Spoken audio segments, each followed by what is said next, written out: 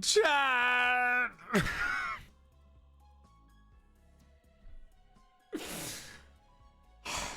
Am I good? No, I'm not good. I've been waiting 3 weeks to finally get into a D&D game after being teased and teased about never being able to play in one all over the damn internet. I finally hook one up. And then you know what happens? Do you know what happens? Do you know what fucking happens? Okay.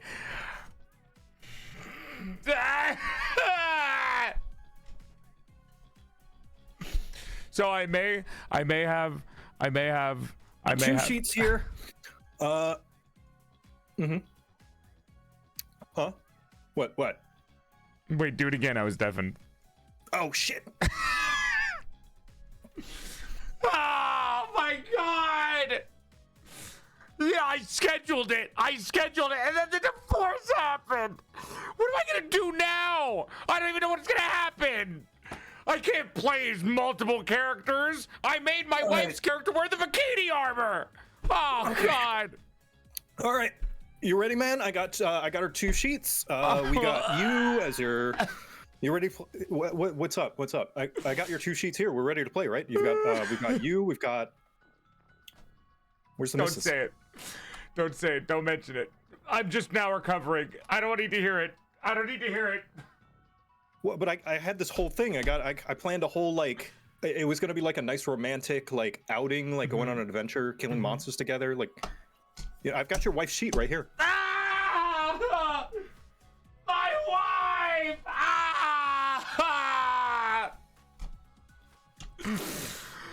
Oh, why'd she leave? Why?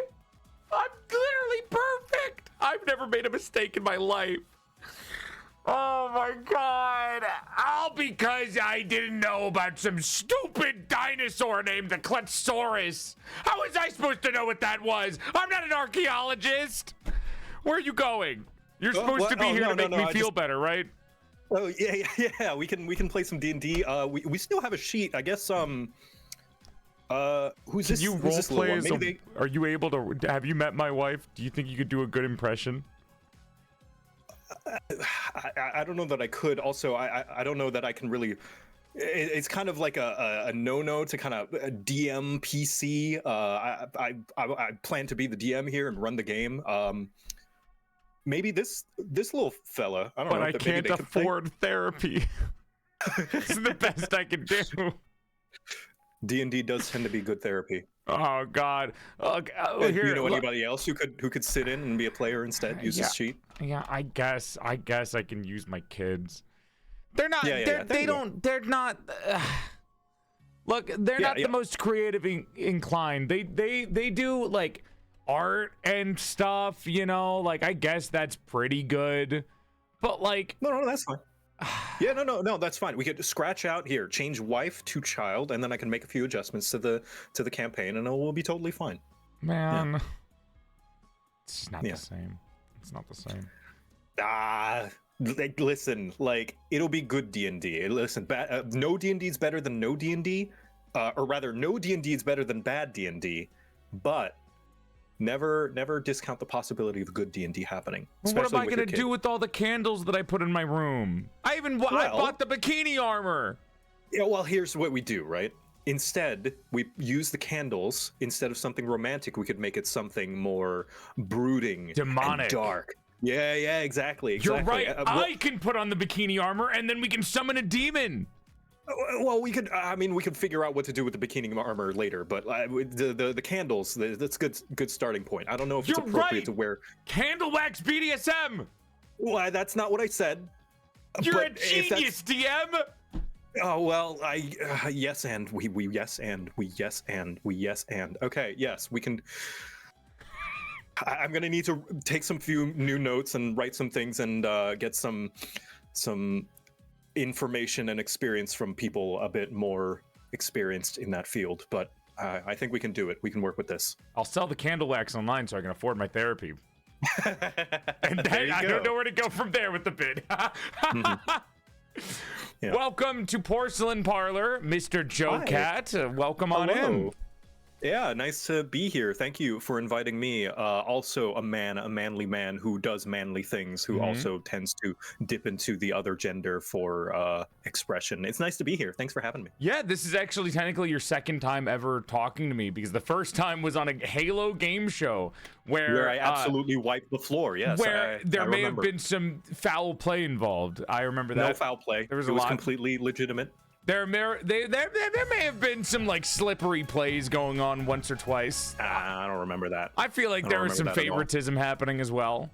Yeah, it sounds like a skill issue to me. I think it was something against VTubers specifically. Like it couldn't possibly be because I won. Well, JoCat, welcome to the stream. Hope you're having a nice night, and thank you for coming by. Would you be able to introduce yourself to anyone who may not know who you are? Yes, hi, hello, my name is JoCat. If you don't know me, I made the Crap Guide series, Crap Guide to Monster Hunter, D&D, and Final Fantasy XIV. Currently doing a sort of reboot slash reimagining of the series called A Silly Little Guide to Monster Hunter, which is still coming, I promise. And I also sometimes do art and animations. I do a little mini series for my little goblin, a child of my own called Gabo Ventures, which is also still coming, I promise. I saw them in the chat mentioning that. yeah. And right now, just kind of working on videos after coming off of my subathon. So yeah, just still gaining the momentum and motivation after, doing one thing and doing the other. I really should stop trying to dip my toes into too many things, but you know how it is. No, actually, that's one of the questions that I wrote down for you, because I was actually really curious, because it seems like you literally dipped your toes. I wrote down specifically, I don't know how many toes you have, but I feel like it's a lot more than 10 with the amount of things that you dip into, right? So you have dipped your toe into Monster Hunter, Final Fantasy, Halo, art. I believe, have you done singing before? I wouldn't say as much as other VTubers. I wouldn't consider it one of my primary things. Still dipped it. A little bit, yeah. I have done a little bit of singing. You did a travel video. I feel like I'm going to put that in there. That's another thing. At this point, it starts to feel like you're a little bit of Mr. Worldwide with the amount of different things that you've been putting yourself into. Oh, thanks. Well, I have too many things I want to make and too many things I want to do in life. So, why not? Why stop myself? Like, much as the algorithm likes to punish that, we like to talk about this big mysterious algorithm. But, I mean, I'm not going to let that stop me. I just, who cares if it's going to perform well or not? It's a thing that I believe in and a thing that I want to do and a thing that I need to get out of me, or else I'm just going to not be as happy. So that's a good point. We do kind of describe, every YouTuber, every content creator describes this algorithm like it's Skynet. It is kind of like the all-knowing algorithm that fucks everyone over, but it's actually just like unlucky, and we just blame the algorithm because that's the easiest place to throw your blame at. Yeah. Also, I do the same thing. I kind of like swearing out against a god that I will never meet or know. Yeah, but I mean, that's I'm sure you feel the urge too sometimes, where it's like, I want to do this thing, but it's not in my niche and it's not my style and it's not what I'm known for. And then you just kind of slump and just kind of shelf it forever. But or some things where it's like, this isn't what I'm known for and it's completely out of the realm of what I usually make, but fuck it, I'm gonna do it anyway, right? Oh boy, I that's actually how I got started. There's a whole subcategory where I started out as an Overwatch and art streamer, and there we go. I was not able to play video games because nobody would watch my video game streams until I decided to I just said fuck it, and then I started doing it. And you tank the viewer loss, and then you make new things, and you become more of a variety streamer, which is kind of the important thing, that's something that helps a lot. Couple of questions for you to get us started. So this is actually a good tangent, but I didn't want to use up all my questions that I had for you already, because I was going to talk to you about games, and I didn't expect you to pull it out at the beginning. Kind of blindsided me. But the first thing that I wanted to ask you was, what's the name Jonathan Cat from? Where's JoCat from? Jonathan. Oh, okay. If it's something simple, I'm gonna feel really stupid. I'm gonna dox myself ever so minorly. Joseph Catalanello is my real name, so it is a shortening of my name. It is a nickname I got in high school. Actually, some friends of mine just called me JoCat, and it's because it is a shortening of my full name, so it stuck. So That is the coolest fucking name. What? Thanks. It's Italian. I was gonna say that was like the most JoJo styled name I've ever heard. That was so cool. What the fuck? Yes. I just have but Porcelain Maid. I don't know. I feel like I'm lacking behind some VTubers. The fact that everyone has a full name nowadays, even though this is your technical real name, but still. Yeah. I mean, I'm sure you'll come up with one. Like, okay, so is PorcelainMaid, is that a title? Like, you go by Joel, but is PorcelainMaid the title? So it's like if you were a Magic the Gathering card, you would be Joel dash the PorcelainMaid. I would say PorcelainMaid is a name and a title because I would not be referred to as Joel. I would say that if somebody referred to me as Joel in like a non-casual sense, it would feel disgusting. Like if I'm in a formal sense, I need to be referred to as PorcelainMaid.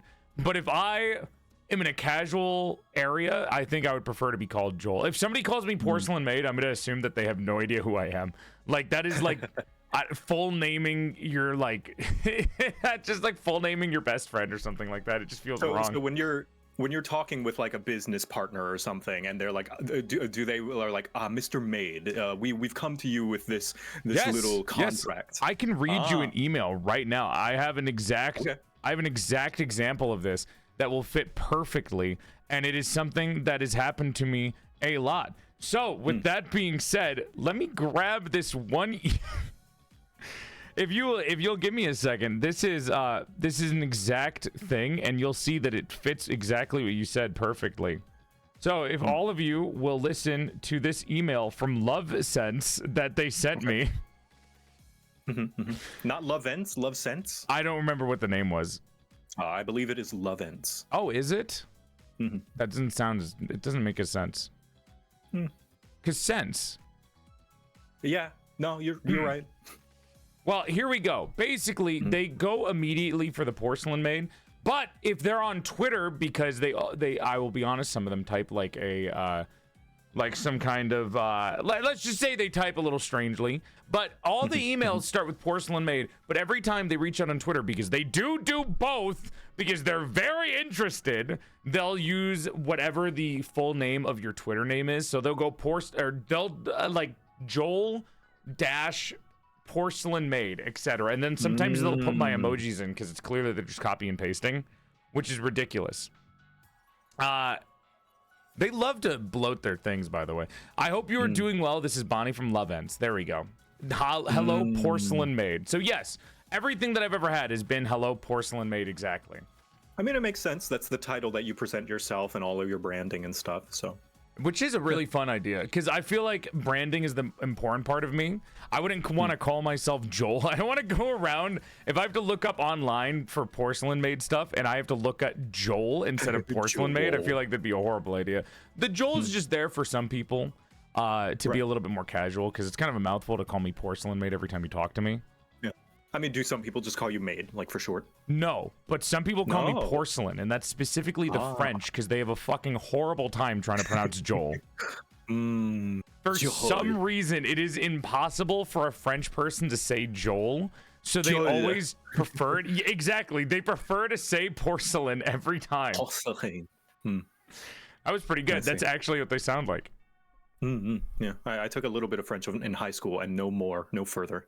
Oh, I took 4 years of Spanish, and you'll never guess how far I got. Bonjour. Bonjour, chat. It's okay. Don't talk to them. They're not real. You can ignore them. Oh, okay.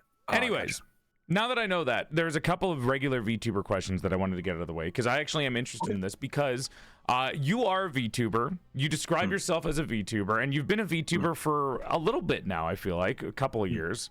How'd you get into it? What'd you think about them before you first started VTubing? You know, what got you into it in the first place? So first, I when I was a young man, when I was a young warthog, I actually did not look. I saw it as cheating. When I first saw Kizuna AI, our Lord and Savior, you know, the one, if not started, then definitely popularized the idea. I was like, well, yeah, of course, if you make an animated anime girl avatar, people are going to be interested in you playing games than someone without one. And I was like, that my own, the whole content creator jealousy thing of like, well, of course that's going to be successful, but that's cheating, unlike my pure not using the thing that works My method. pure, unfiltered, non-makeup face. Yes, exactly. Which I did not actually use my face. That was a thing. So this was, after I got over my own hangups and insecurities about it, I realized that it's like, I mean, I had my own avatar being an artist online and a persona that I used to represent myself. So it felt like a natural fit because I didn't really, not that I hide my face is out there. I've put it out there. I've never done a face reveal or anything, but it's just, I've never really used my face as a part of my content or my streams because it didn't seem all that important. So VTubing felt like just kind of a natural progression of that, of like, I don't want to use my real face just because I look like a disgusting slob. So I'll just use my virtual avatar that I've designed and just do that. So it just felt like a natural fit. I say that to every artist. I think every single artist that I've ever met should become like a VTuber at some point if they are also a streamer, because it's just like it's the perfect progression and it shows off your art very well and what it can be, what it can do. Also, I will say every single person that uses an OC or any kind of persona to represent them on online is literally already VTubing. They just refuse to use the word, which is totally fine. No, yeah, for sure. But yeah, the pipeline is very, very common because of the fact, like, you've already done half the work by making your own persona. Like that's shout out to PCat L, artist, very, very cool, makes their own very tired persona, fantastic art, and just like, yeah, so many people. In fact, like, if I didn't have a rigged VTuber model, I would probably just use a PNG or something. And because, some people still do that. Some people still do. Yeah, plenty of people still do. So well, yeah, I have like 6 examples at the top of my head of people that are just PNG tubers and they don't plan on doing anything else. I mean, we had Shenpai on a couple of weeks ago, and she also is just using different Fugis that she's made for herself, which is peak, and it fits really well because that actually has its own advantages than just VTubing, because you can just make a new one for every game that you play, and it matches everything that you're doing. Yeah, it's a lot faster. You don't have to pay thousands of dollars rigging and re-rigging. They're a lot more interchangeable, and you get to practice your art a lot more frequently as well. She was doing, I remember she made so many for her subathon last year that she made one every single day, which is insane. I mean, you also can negate the whole conversation about how big a VTuber model should be on the screen when playing a video game. Me personally, I think the bigger is, the better. I think there's a good middle ground. I'm not saying that you need to take up the entire screen like this, okay? But like, the VTuber model's pretty, If I wanted to watch a walkthrough, I could just go watch one on their own. It is, for sure. I am a graphic designer. I have a degree in graphic design. I have a bachelor's, and I know that I just have my own personal gripes.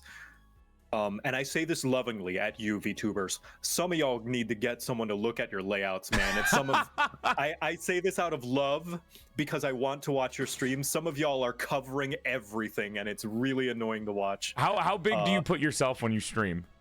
No, so this is just me. Like, keep in mind, all of this is personal preference, right? And I'm just a stickler because I'm a graphic designer, right? I actually make myself fairly small. Partly. Okay, wait. Show me. I want to know how small. I'll get off the screen. Pretend this is your stream now. I want to see where you would put yourself. So, if I were in the game, like, I have it so that I have buttons on my stream deck that actually change my size automatically. But were I in a game, I would be like this. You're so small, though. You're such a little guy there. There's important UI information I don't want to cover up. Look, you're the same size as my Chad. You're the same size as my kid in that position, man. Yeah, well, I don't want to cover the screen. The people worked hard on these games, and I don't want to cover it up. How much of the UI is actually important enough for the audience to be able to see? It depends on the game. That's why I like to have a very modular UI. If it's a game where, there is a large amount of space that is not going to be important, of course I make myself larger, but I would say on average I'm about that small. Maybe a little bit bigger. Give me an example of a game that has the UI, because normally I feel like the UI in the bottom right is normally like inventory space or some kind of like sprint bar in most games. I feel like most people do that. Another gripe is VTubers that put themselves on the left side of the screen. That's disgusting.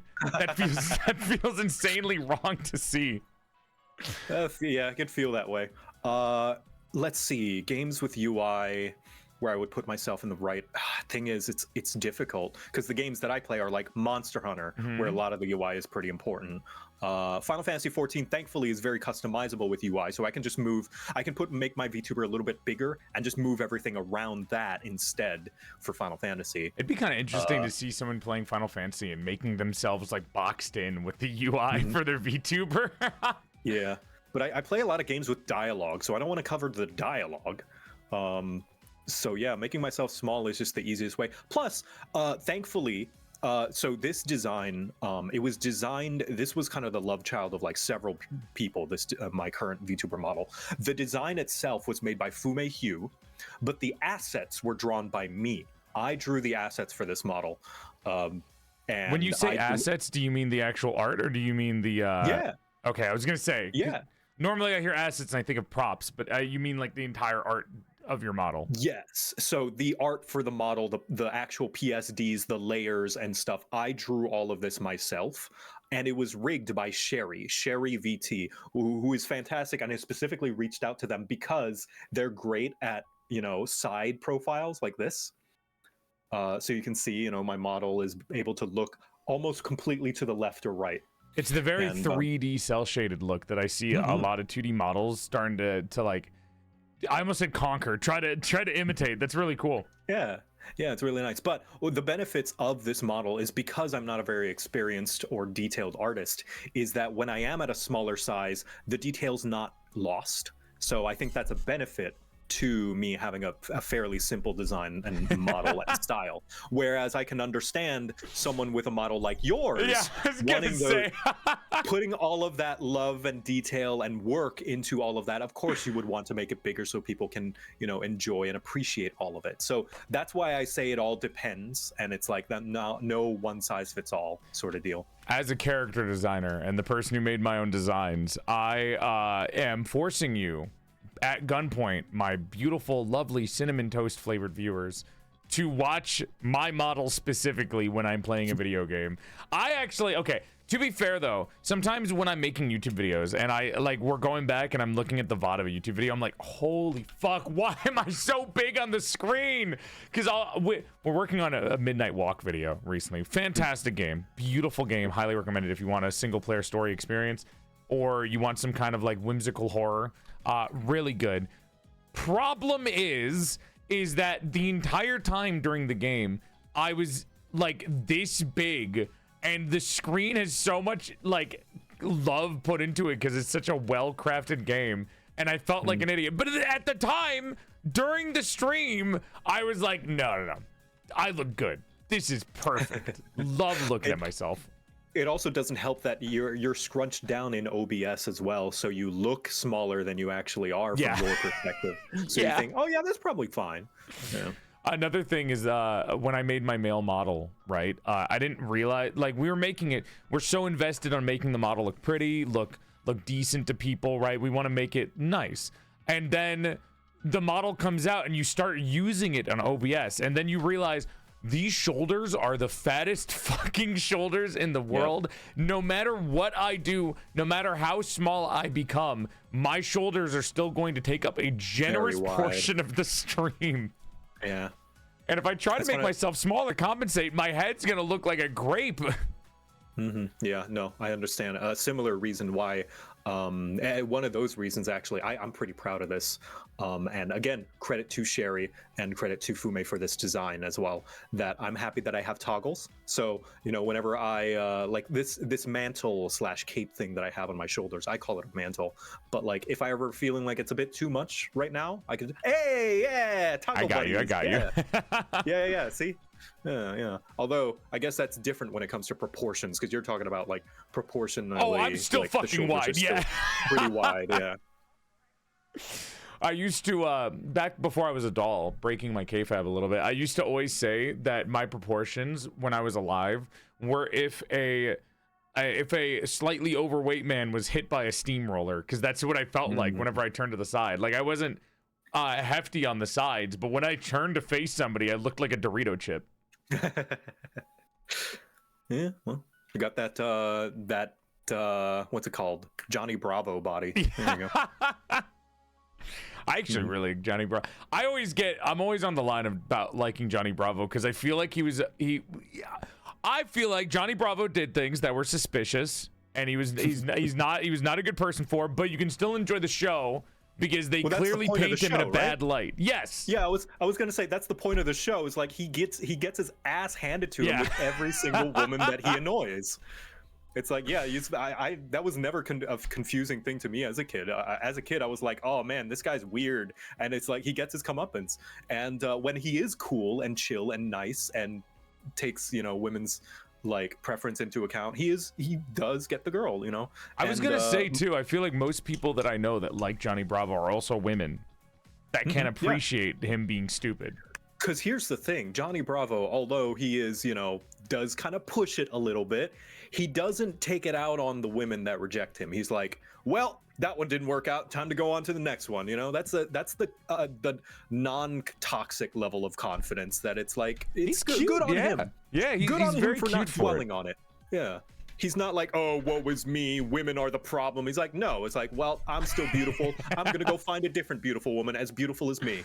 He takes it on the chin very well and then moves on, which is really sweet. And it's the can-do attitude that's kind of attractive about him. Yeah, for all of his kind of weird behaviors, that is not a weird one. That is, a very admirable trait about Johnny Bravo, is that he keeps going. So, we're talking about your design still. I want to roll back to that. And I wanted to ask, like, when you were making your design, and when you commissioned the design, right? Was there anything that you specifically wanted? Do you want it to look like you? Did you want it to look more fantastical? Was there anything that mixed or made your decision? What was your inspiration for it? Yeah, so it's very heavily based on my previous design, which is very heavily based on me, how I look. If anyone's ever seen any pictures of me, it is fairly close. I do have pale ass skin, black hair, brown eyes, and glasses and freckles.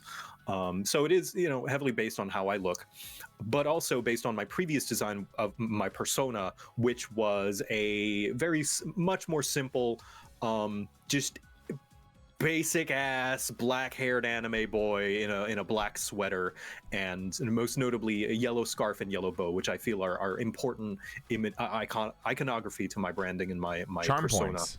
Yeah, thanks.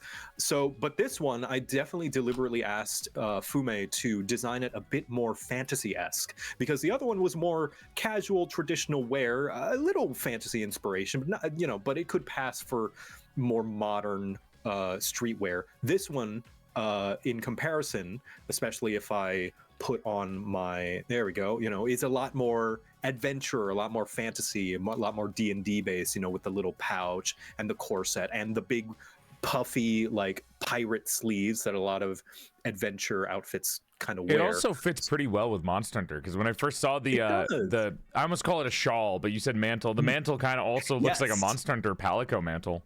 It does, yes, and that was one of the bullet points that I handed to Fume. Was I presented some of the Monster Hunter quest givers, most notably the Guild Marm. Any it does look Guild like Marm the enjoyers. Yeah, I was thinking that. I was thinking of the guild, like because every game in Monster Hunter chat has one specific or two specific sets that are like guild sets for armor. It's like themed, whether there's a guild hunter or specific stuff. Really fucking cool. I was literally just thinking that as you were showing it off. Yeah. Most specifically, the best quest giver, her name is Guild Marm. She's in Monster Hunter 4, and she is a cutie. Here, I'll send you a picture of her. Oh, I know what she looks like. I know. Oh, okay. Yeah. I know that freak of a woman. I know what she is. What was your first Monster Hunter game? Freedom Unite. Oh, damn. You're an OG. Monster Hunter Freedom Unite 2. I played for 5,000 hours, and the reason I played this long, so I had it on the PSP, and as some of you may know, that was the last Monster Hunter on a PSP from what I remember. So every time I went to the store to buy a new Monster Hunter game, I'd look in the PSP section because I didn't have a DS at the time. It was never there. There were never any new Monster Hunters. And this was before I had unfettered access to the internet as a young child, which led to me being an anime girl on the internet. That kind of limited how I was able to search for information. So I was like, oh, this is the last Monster Hunter game. There's no new ones. They haven't made a new one ever. So I continuously played Freedom Unite for 6 years without knowing that there was a new game and I got to 5,000 hours in it. Also, probably what helped the numbers buff was I went on a vacation in another country for 3 months with my dad, and I didn't have access to the internet at all, so I was forced to only play Freedom Unit because it was the only game I brought. But yeah, that was my first Monster Hunter game, and then I played a little bit of 4U, but I don't remember everything because I don't remember fully beating it. And then I played Worlds and Wilds and Rise, and those are the only Monster Hunter games that I've played. I'm trying to go back to play some of the older ones. Yeah, I hope you've been enjoying your time. If I ever do, like, apparently people have set up like private servers that you can run Monster Hunter 4 with. And I want to get some people together and play that. If I ever manage to set aside some time, I am absolutely hitting you up. Yes, please. I've been wanting to go back and do all these different things because I bought a bunch of them on my like my DS and everything. I got the fucking Monster Hunter 4U Collector's Edition, and I remember just thinking this is the coolest thing ever. And I just wanted to go back and really play some of the older ones because I like the new Monster Hunter games, and I'm not going to go into a complete rant about it, but some of them feel a little too like there's like too much. I don't know how to explain it. It's almost like a UI problem for me with the new Monster Hunter games. I think I know what you mean. There's too much to it. Like the older ones are a lot more simple, a lot more janky for sure, but there's less going on. Yeah, so one of the things with the new Monster Hunter games is that I feel a little overwhelmed whenever I literally open up my menu or have to do anything in like the UI. It just feels a little too cluttered. You're the graphic designer here. I'm not going to pay too much attention to the UI here, but like it's a little too cluttered for me in my head to be able to play. It is. No, for sure. It absolutely is. As a graphic designer, I both love and hate Monster Hunter's UI. I love it because it provides so much information, but I hate it because of how it's laid out and how you navigate it. It's one of the fucking worst. You need guides if people need to make guides on how to navigate your UI has failed. I'm sorry. There's also a lot of like the UIs named in similar ways. So there's like communications is where gestures are, and it was like the worst thing in the world for me because I was like, oh, that's where I can that's where I start my lobbies. No. You have to go to one of the quest givers to start your lobbies, or you have to go inside of your hut to start a lobby. And I was very confused about it. And 2 cardinal sins that they commit. Oh my gosh, can I go on a mini rant? Please. Cardinal sins that Wilds commits as to menus is firstly the fact that they put certain submenus in multiple different menus. So you'll have like player list in communications and also something else. It's something like that. Like I don't remember which one it is, but you have the same menu option in multiple menus, which is, I can understand the logic. I get it. I get what you're going for. You want it to be accessible from multiple different places, but also that sucks. The second cardinal sin is that they don't have a toggle for this thing where when you're navigating the menu, if you select a certain thing from the menu, it shuffles them. It shuffles the order of the menu items. Why would you do that? Why would you like, muscle memory is a very, very important thing to take into account when designing UI and UX, especially in video games. So why would you shuffle the menu based on, again, I get it. I understand what you're going for. Make it a toggle, please. It's a lot. Okay. You can disable it. Okay, good. Someone in chat is saying you can disable it, and chat's always right. Can I disable everything in the game? Can I disable the entire UI? I actually give me a Breath of the Wilds experience. You can luckily turn off a lot of the UI in Wilds. Thank God. I need to prepare for my beautiful baby boy returning to the game soon in the next update. Also, tiny triggering thing that you did that is not actually real triggering, but it's like, oh, it annoys me so much. Is whenever a certain sequel comes out that adds an S to it and people add, like, you called it Worlds. It's not. It's World singular. And people did that for Squid Game as well when Beast Games came out and they started calling it Squid Games. It's Squid Game singular. I can say it is called Wilds though, so I didn't get it wrong with Wilds. It is called Wilds, yes. But do you want to play Monster Hunter Wild? Oh man, I'm actually thinking. I feel like I've done that a lot with other games now that I'm thinking about it. It's a totally understandable thing to do. It's just normal, but it's just like, that's my one of those. It's like tiny little things. It's like hearing 6-7. That's my 6-7. Yeah. I can't believe you would say that. I can't believe you'd say that. Why'd you even bring it up? You just got to acknowledge it. You got to change with the times and adapt, and I have adapted. But 69 actually had a contextual meaning. It did, but to our parents, it was probably really dumb and made no sense. So. But yeah, this is counterintuitive. This is against culture. This is counterculture. This is we're making meanings out of nothing. Joel, we could continue the cycle, or we could break it. me personally, I want to break the cycle and just accept them. No, I'm going to continue my toxic abuse. I'm going to be raised by a toxic parent, and I'm going to become a toxic parent, and it will continue. We had to go through it. Why should they have all the fun? Why do they get off the hook? How dare you? If I go through the sludge to get to school, then you're going to go through spikes, and you're going to enjoy it, and you're going to grow up, and you're going to do the same, and it's going to be forever horrible because everyone's bad in the world. Oh, you activated trauma for me. Oh my gosh. What did I say? D&D is therapy, right?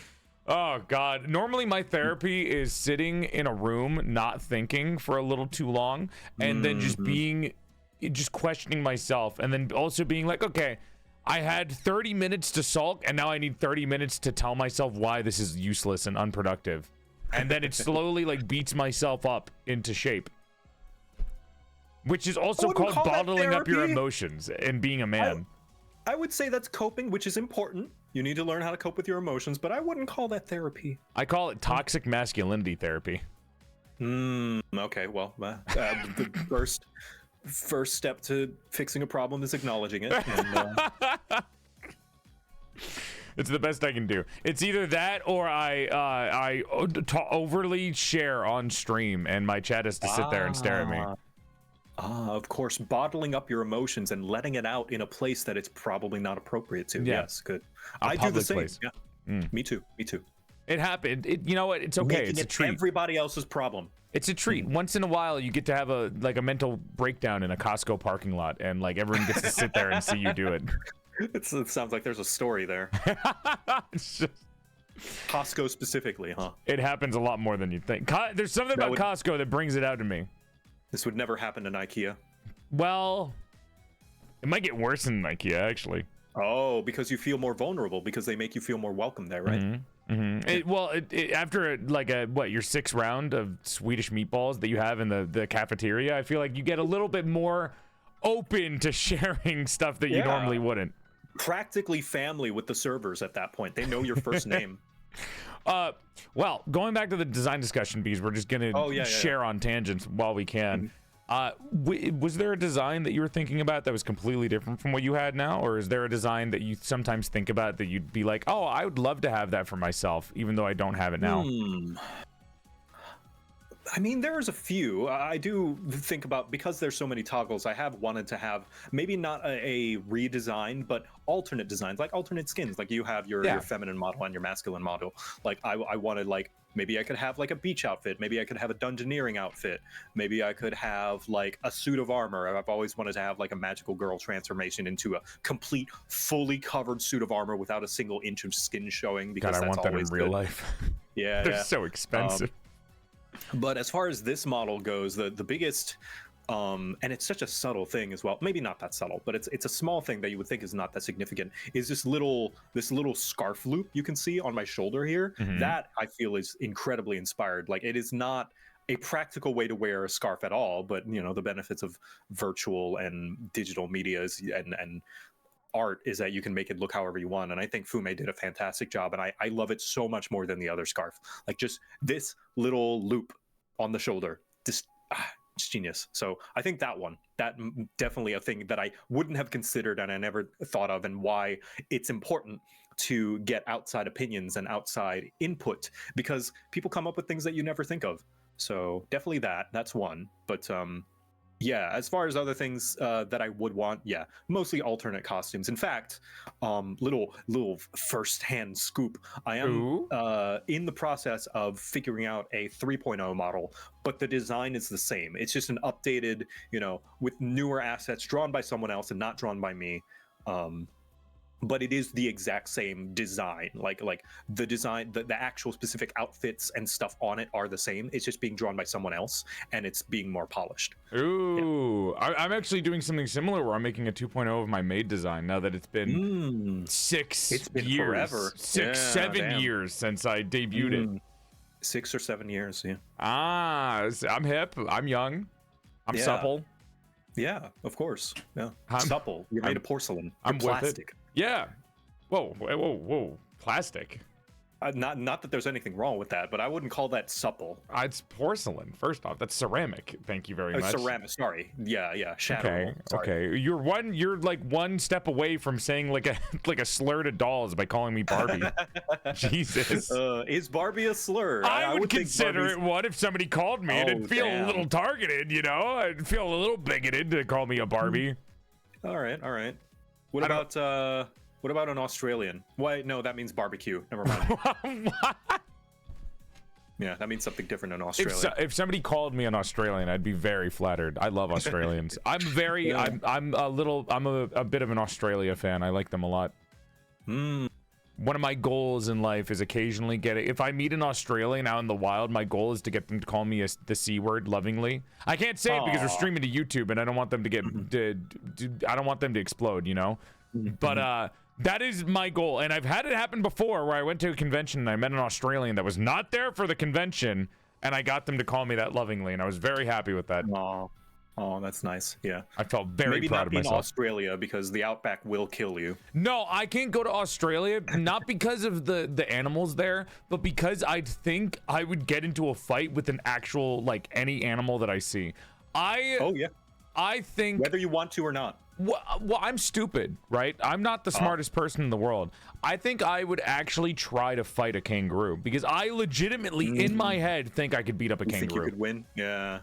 The masculine urge to take on an animal. No. Hold on. It's not a masculine urge. It's a stupid. Okay, maybe it is. If it's stupid, it might be a masculine urge. Look, I think I could beat up a kangaroo legitimately because I've seen documentaries and kangaroos test each other's strength through punches, and they don't have the strongest upper bodies. Their lower bodies are how they fight, right? So if you can get a good punch on them, they'll think that your legs are ripped and they'll back off.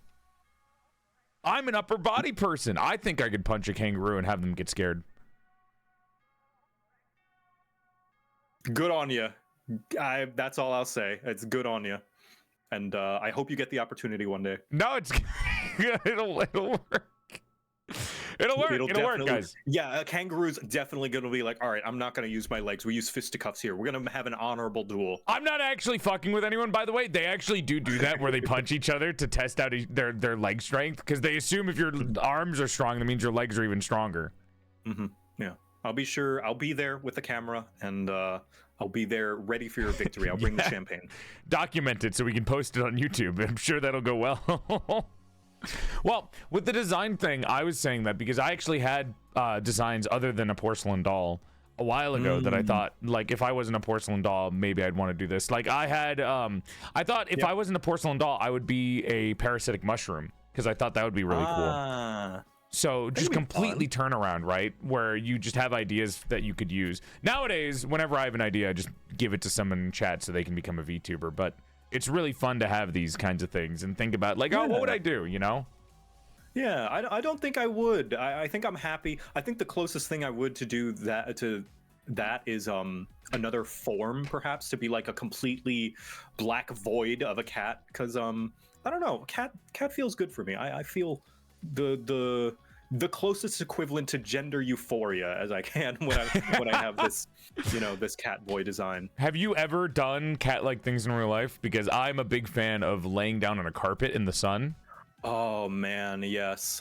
Firstly, so here's the thing that some of my audience may know is that I'm very soft-footed. And I have 2 housemates, my wife and my I'm good sorry. friend. I hope you can recover soon. No. Did the doctor tell you that? It's a struggle that I've had to deal with my whole life. But what it means is that because I'm so light-footed, I accidentally startle my housemates because I'll just like speak up and they'll be like, "Whoa! I didn't know you walked in the room." So what I have to do is I have to either step more heavily or, get this, wear a bell around my ankle so that they can hear me coming. And so It's like the cow in different ranges where they put a bell on the cow so that people can hear them. yeah, because I keep sneaking up on them and startling them, and I don't want to anymore. So, like, I don't instinctively stomp my feet, and I don't want to have to walk into every room being like, I have arrived! So... I think the flamboyant "I have arrived" could be good. If you really just, like, go in with as much eccentricity that you can muster. I don't have the energy for that. The thing is, like, one thing about me is that when I'm on stream, that's like all the energy I have for the day. I'll spend the rest of the day. That's my other cat-like tendency, is the rest of the day I'll just be like at zero. Like I'll go after stream is over. I tend to go sometimes the entire rest of the day without saying a single word just to recover. I'm incredibly introverted. And so another cat-like thing, sometimes I'll just go nap. I'll just go sleep. I hate naps. There's something about it that feels so disgusting to me, where I take a nap and I wake up in a cold sweat not knowing what year it is, and it's just like I cannot stand, because something always goes wrong when I take a nap. If I take a nap on my couch, I wake up in a cold sweat, not just confused and lost. Or if I take a nap on my bed, my back will hurt or something. Like, it just there's always something that happens that makes naps feel awful to me. Joel, I think that's called getting old. I'm in my 20s! I'm in my 20s! How? What 20s? Late 20s. I'm still young. I'm nubile, okay? I'm of marriageable age. We are both still young, but yeah. No, I always feel fully refreshed. My only problem is I can't go to sleep like that anymore, like I was able to do in college. Like, because I was walking around the place and always doing work, I was able to just fall on my bed and just sleep instantly for like a couple of hours in the middle of the day. And although I'm not able to do that anymore, I still sometimes, like, if I'm tired in the middle of the day, I know I'm not productive, I know my mind is distracted, so I just go and lay in bed and I'll sleep from 2 to 5, and I'll get up and be like, I like that was good. I can't. I feel like people who can do that are, in the nicest way, you're a sick freak. I don't know how anyone's able to do a nap and then feel. There's a lot of nappers in my chat that get offended whenever I say this. It's just like you guys are like, you have a mutation. It's like the people that are allowed to eat cheese without, like, destroying their gut biome. I don't know how you do it. That's insane. Yeah. Well, of course I'm a sick freak. I play D&D. There are so many attractive monsters in there. It's only natural. Well, it's okay. D&D is an attractive trait to have. This has been mirrored over the last couple of years now, where D&D is becoming more and more of an attractive trait to be able to do, rather than like not playing D&D, because then you're boring and nobody wants to hang out with you. Well, it's the whole thing about, not to get into like deeper topics, but it's the whole thing about when you grow up, you tend to use your imagination less and you play less, so you become kind of less childlike wonder and whimsy, right? But then being able to play D&D is just being a kid again in a way, or at least being able to experience that same whimsy and using your imagination and thinking creatively again. And I think that definitely correlates to being a more fun person and more interesting and, more introspective and more cooperative as well, because you learn how to cooperate and play and improv with people, which I think is a very important skill, very important social skill. Because if you're not likable, you're not going to be playing D&D with anyone. So, my wife. I mean, unless you haven't, maybe you just haven't found the right group yet. I mean, there's totally valid reasons why no one's played D&D with you. Do you think I don't have whimsy, JoCat? Let's move on to the next question. It's you just haven't found the right group yet. I'm sure plenty of people are going to be happy to. There's plenty of fish in the sea. You just need a big enough net to catch them, because they won't choose to hang out with you.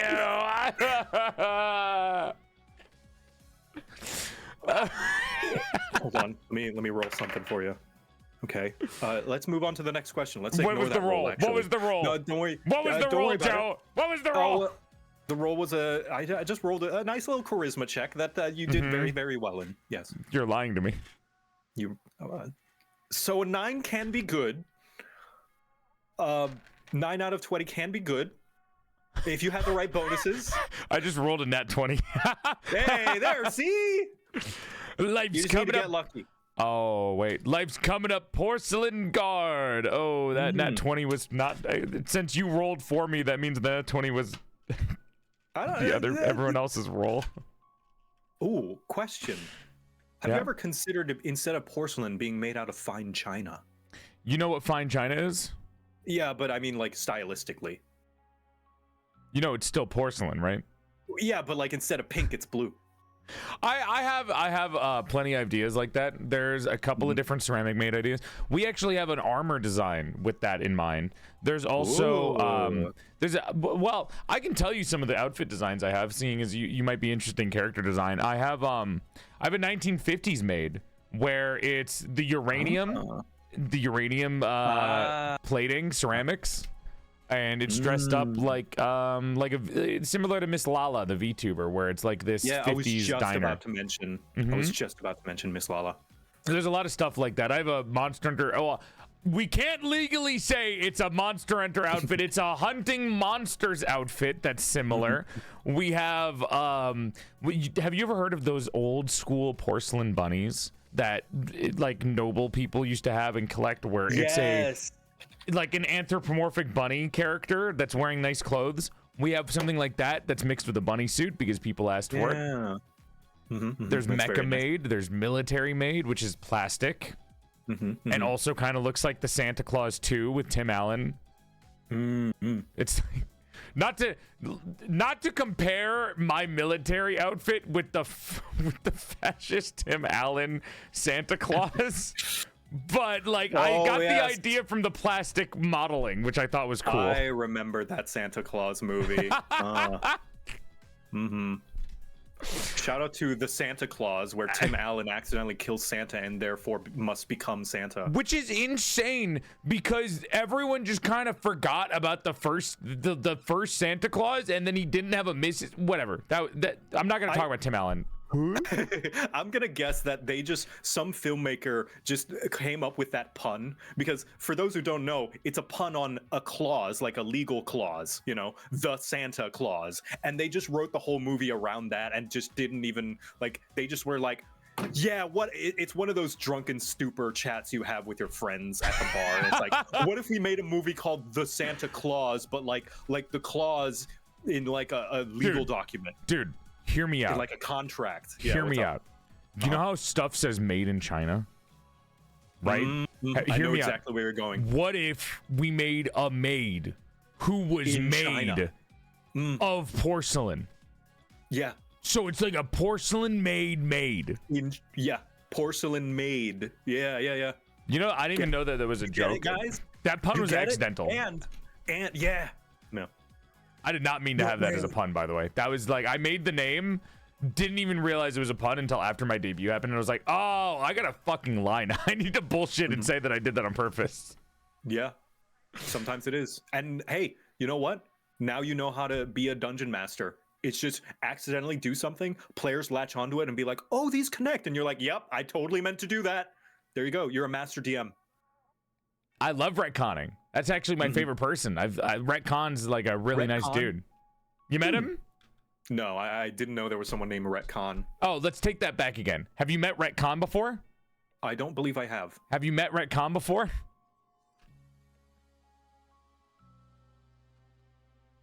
I think you have. Remember? You met him before.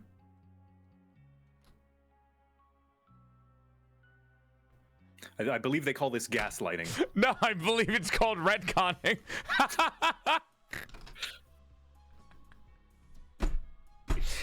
He's not letting me do my joke. He just cock blocked me. Okay, sorry. Yes, I forget. I'm a bad DM. I'm not yes-anding. Oh, damn it. That's a cardinal sin I've committed. I'm sorry. You can have my dice. No, it's okay. It's okay. Thanks. I've been waiting for this. Oh my god. Good. There you go. Now, when we get it back in a few hours, we can make sure that it still rolls well. It broke one of my teeth. I like that retconning is kind of just gaslighting, huh? It kind of is, in a way, but it's like a mutually agreed upon gaslighting. Like, this is where the consensual don't worry about gaslight. Yeah, consensual gaslighting. Oh Let's my just God. agree that that didn't happen. Jesus Christ. So I want to go back to the topics of video games because you mentioned a lot and you have dipped your toes into a lot of things. Is there any one particular thing that you would say that you're best known for, or something that you prefer to be known for out of all the things that you've dipped your toes into? Best known for probably D&D. I think that's the second wind that my channel needed and got after the Monster Hunter crap guides, and what kind of blew my channel up and just skyrocketed my subscriber count. Like it was right before and during the pandemic, so it was like perfect timing. I think I feel like as though I have been lucky 3 times in a row with the topic of my channel's main content, because I made Monster Hunter when Worlds came out. When World came out. Yeah. And you know, the Monster Hunter We're not immune to our own follies, everybody. We are not. When the Monster Hunter community was kind of booming and exploding and lots of people wanted to get into it, and so I made guides for that, and it continued to grow. I made D&D guides right as the pandemic hit and everyone was watching Critical Role and what's the one, Adventure Zone and all of that stuff, and a lot of people were indoors and looking into trying out D&D when it was at its peak.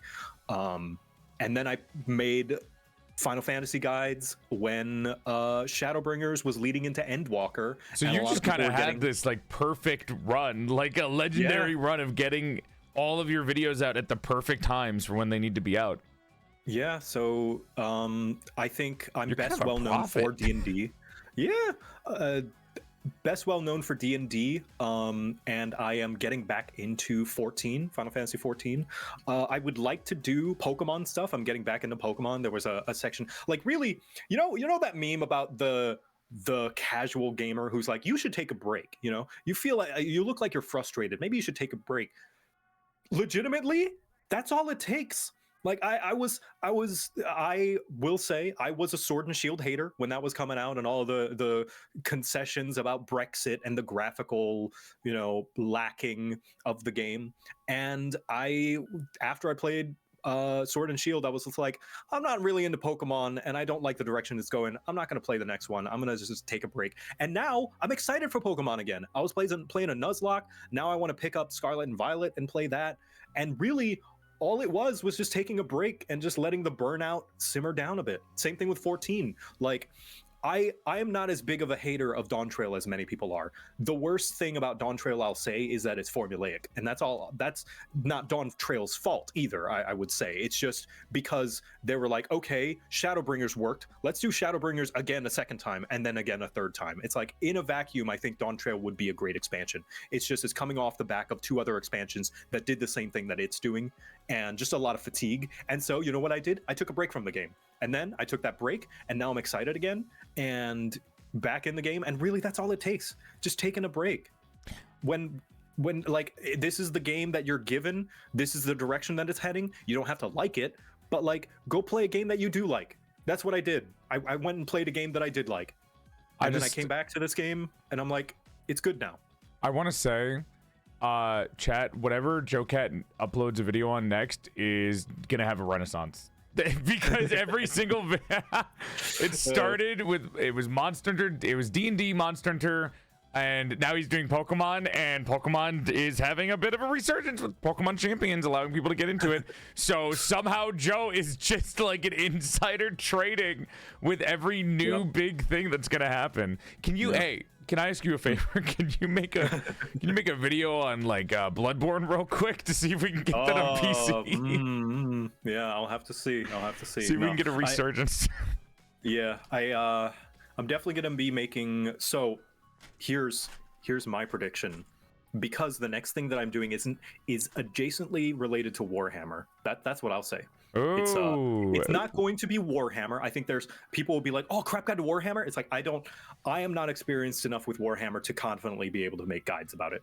So not even to introduce the factions. I am not well read. If you want any of that, I would recommend Pancreas No Work or Bricky for like the introductory surface level stuff. There's plenty of content out there already going over the factors of what makes what faction appealing and cool. I am not going to do it any better than any of those guys. So instead, I'm doing something else involving Warhammer. So maybe that's then. exciting. But, yeah. I also agree with you on Pokemon, where sometimes it is something that you just need to take a break from. Was not my thing with Pokemon is that I think that they have it's like the biggest potential game for everything that they do. Yeah. And it's really exciting when they do get things right, but it does kind of move at a snail's pace sometimes, unfortunately. But also like in a good way, where they sometimes will like, you know, take a right step. I think the biggest step in the right direction they ever did was Pokemon Legends Arceus, and it's been like doing a lot better ever since, because I really liked that game. And you know what? I've heard. I really liked Legends Z8 too, even if it was only in one spot, which kind of bothered me. I thought it was a very well-made game. I really enjoyed playing through it, and I'm hoping that Wind and Waves kind of takes that too. I mean, also Game Freak has been changing up their whole thing too, where they made they're making a different video game other than Pokemon for the first time in years. So I'm hoping that kind of renews their spirit into Pokemon 2 after they're done with it. Yeah, right.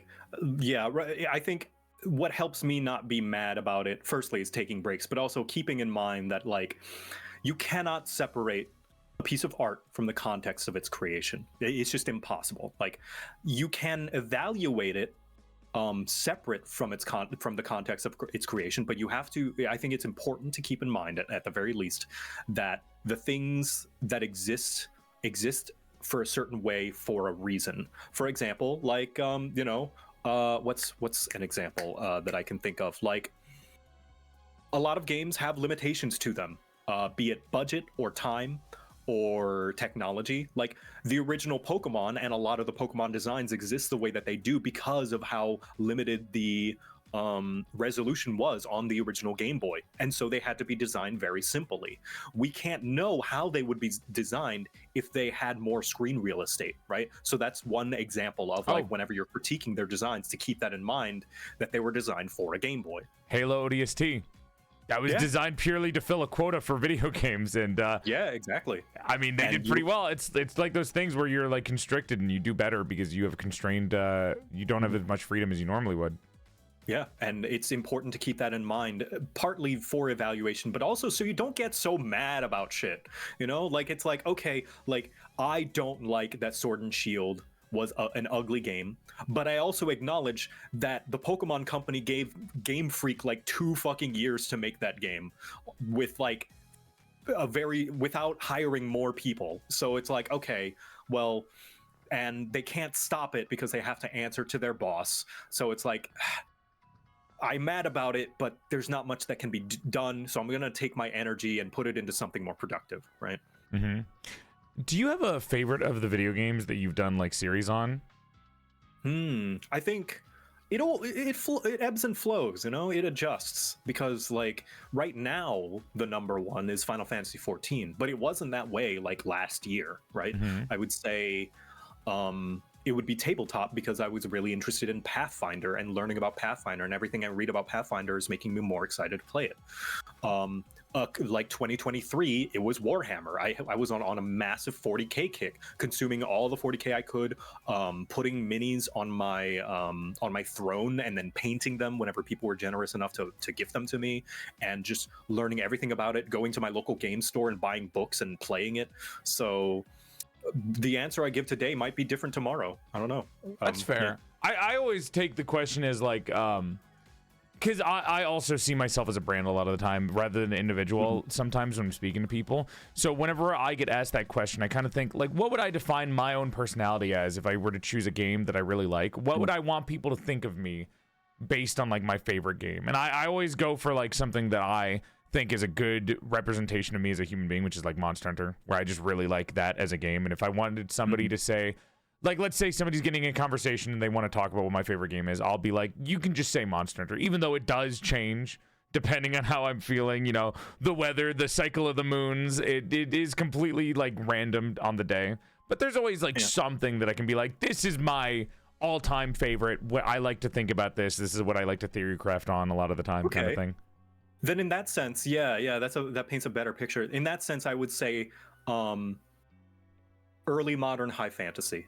That's my thing. If there's anything that is themed that way, I Fable. am down for it. Yeah, exactly. And I say early modern and not medieval because like that's a very specific era of like theming that I much prefer over medieval.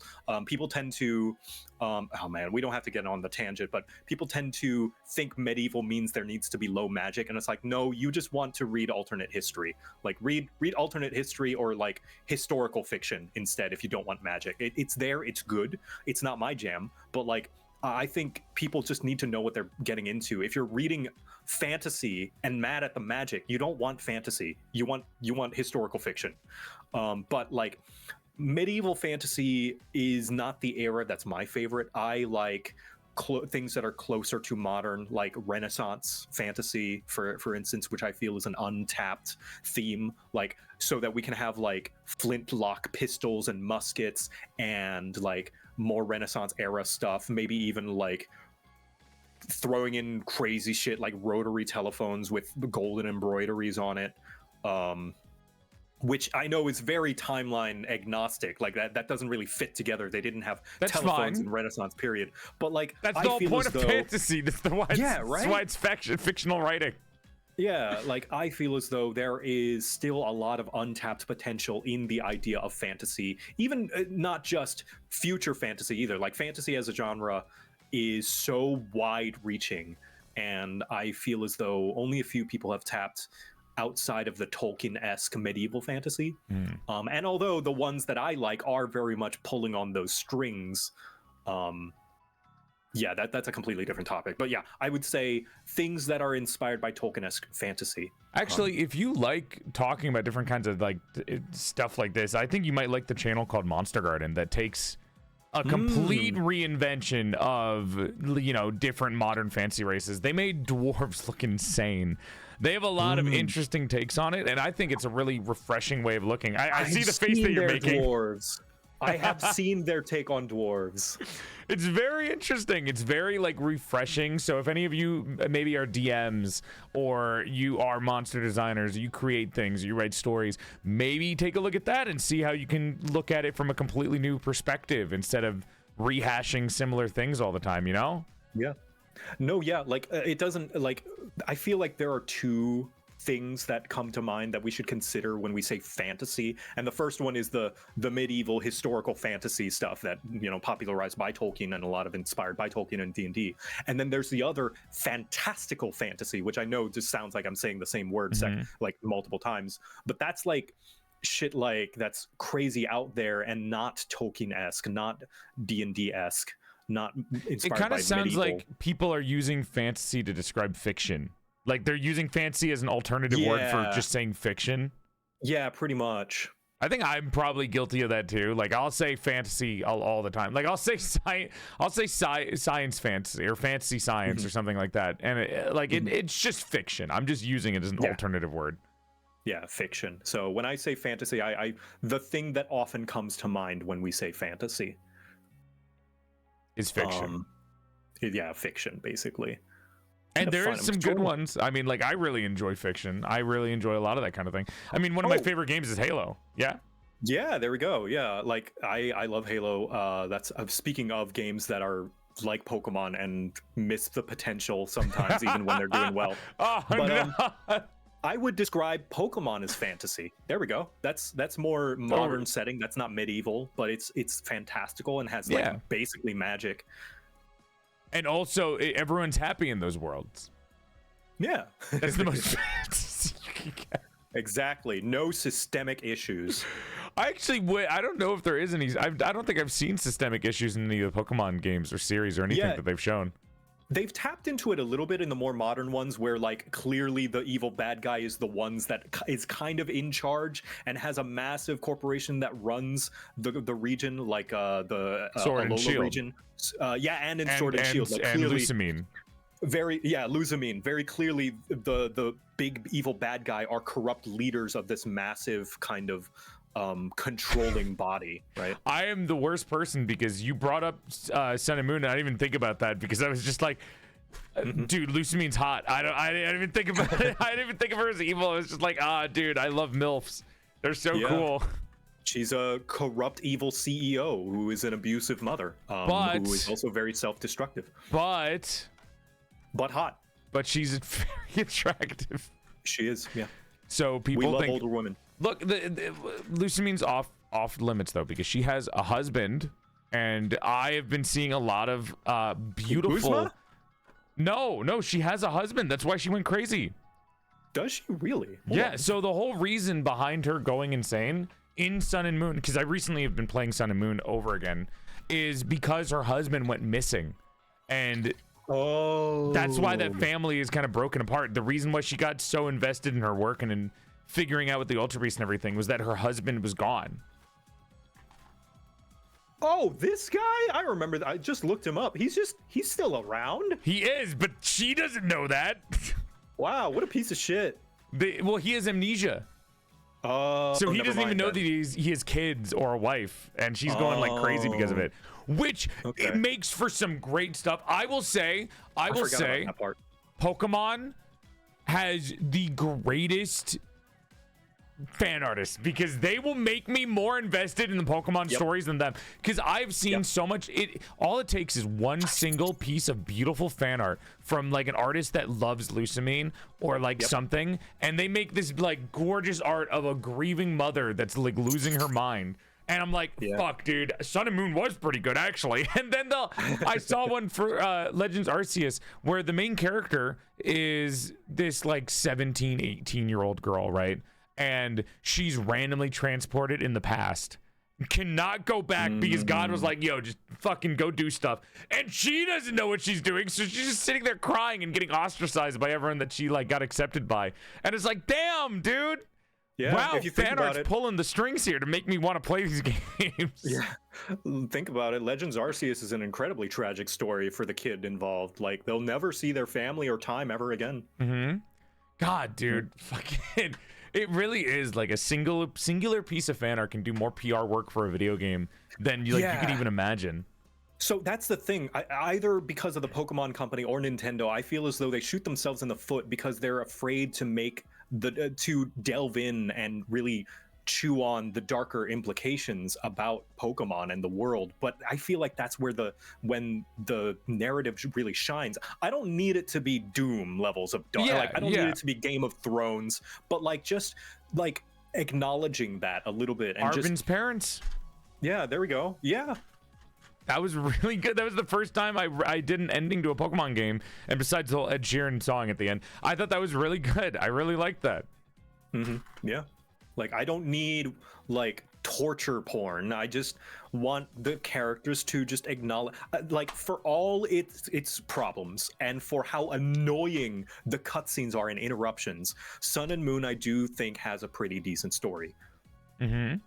I was not able to get through all of it, but I really like Sun and Moon Story. I'm a LARPer. I look at Sun and Moon Story through everyone else instead of me playing it myself. No, it's understandable because Sun and Moon Story is a slog to get through. It interrupts you like every 5 minutes to deliver its story. I think if the Pokemon games had voice acting, I'd be okay with that slog. Like, it would make everything a lot easier. Doesn't even need full voice acting. It could be like Fire Emblem Awakening, where they just have a character go, huh, and then like just like make them do like a blurb right before their text box. That's enough. I also love Fire Emblem. Man, we have a lot of similar game tastes, I feel like. And the only thing that I think I do not share with you is that I'm not a big Final Fantasy fan. That's okay. I liked Lightning. I liked the Lightning game. I remember watching that, and then everyone told me it was the worst one, and I felt bad because I was like, but I like her. I think she's cool. History is looking more fondly upon 13. I hope so. That was like one of my first experiences playing a video game and like actually getting really emotional over the characters. The fucking dad with the afro, I loved him as a kid, man. I thought he was cool. I remember hearing the words "the sea" in my head, and I was like, where the fuck is this from? And then somebody reminded me it was a Final Fantasy thing. I was like, what? That's sick. But I mean, like, I like the Final Fantasy games. I just wasn't, I couldn't get into the MMO because I did the 60 levels, and then I was told, no. After you get to level 60 is when the game starts. And then I was like, but I just got through 80 hours of it. That's not true. Whoever told you that is lying or dumb. That's not true. A lot of people were saying that the game like really gets, because I was reading like when I was playing it for the first time, right? I was reading every NPC and I was trying to like really put myself into the shoes of everyone while going through the base of the game, and just like I was just reading everything, and I just felt like I it's not that I couldn't get into it, it's just that I didn't. There's no one particular aspect. So when I'm playing a game, I need one thing to be something fair. I really enjoy. And I think they're getting better, because they're one of the main gripes I had with it, everyone looking the same, but they're fixing that, right? They're giving an update to the graphics. So or the character design. They did update the graphics and some of the character creator, but it's all like makeup stuff rather than the actual face shape. I will say though, they do get better about giving important NPCs their own unique face though. Like, did you get to Heaven's Ward is my question. No, I think I literally got to level 59, and I remember it starting to like I remember I saw technology and I got past the technology. There was like, I don't remember what it was. I remember seeing a bunch of like more futuristic tones being made, so it almost looked like there was a cyberpunk kind of style. Yeah, to some of the now areas. you're completely valid not wanting to play the game, because it's like it is a lot to get. Like, I will never say that 14 is for everyone. It's not. Like, but if you do want to give it a legitimate another shot again, firstly, I will say your level doesn't matter. The MSQ gives you more than enough experience, so don't worry about your level. In fact, you're going to be a higher level than even the expansion by the time you get there, so don't worry about level. But like, yeah, ARR is a bit of a slog. The base game, A Realm Reborn, is a bit of a slog, and it's slow because it's setting up a lot of stuff. It's just getting you to understand the politics and how the world works and the physics and all of that stuff, so that you understand whenever they're like, oh, he's summoning a primal, you already know what that is, right? And you already know what's at stake. So they're doing that so they don't have to do exposition. Exactly. Like, ARR is just a lot of expositing, unfortunately, and they do some exposition so that you can be on the same page. But at the very least, whenever they're like I said, they're shipping a bunch of crystals, you'll be like, I know what that means. I know what they're trying to do, because in A Realm Reborn, when they shipped a bunch of crystals, it's just so that they could use a bunch of ether to summon a primal. Maybe so I'd like it again if I try it. The way you're explaining it makes it seem like I need to pay attention to it more, and I might enjoy it a little bit more if I tried it again. So, yeah, another reframing that might help is go into... Have you ever played the Phoenix Wright games? I have, yeah. Look at it like that. It's a visual novel. Treat it... The reading is the content. The reading is the story. Look at it that way. Think of it like it's a Phoenix Wright game where you get to make your own character, and I think that might make it more palatable. I think maybe stuff like that. Maybe I get a mod or something. The main thing was I just wanted to make my character stand out, because when I was playing it and I kept seeing other characters that look exactly like mine, this is my gripe with MMOs specifically, is when the MMO doesn't acknowledge other players, so it makes you the main focus. And I get why they do it, because it's hard to write something around millions of people that are, or not million, but you get what I mean, where they're trying to write around a bunch of people doing the same thing, and it's really hard to do. So a lot of MMOs fall to the wayside with that. But like it kind of took me out of it a little bit when I was playing it, and I see characters that look the same as me, and we're all doing the same thing, and I was like, this is cool, and I like this. I'm not super into the global cooldowns, because I grew up with Terra and like RuneScape, so I didn't really understand global cooldowns too much in MMO for the first time. But that was the main thing. If I can get some kind of attachment in terms of my character, I think I could play the game fully and enjoy it. It just needs one thing.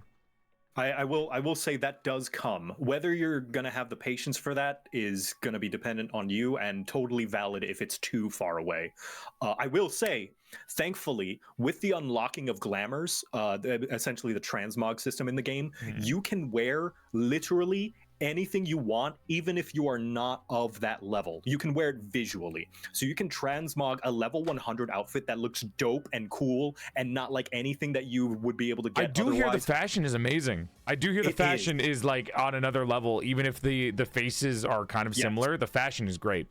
Absolutely. Yeah. So if you worry that you're going to have the same face, at the very least, you're not going to have the same outfit. Like I feel as though people recognize my character very much so, even though he is only one of 4 faces, thanks to the very deliberate outfit choice that I've chosen for him.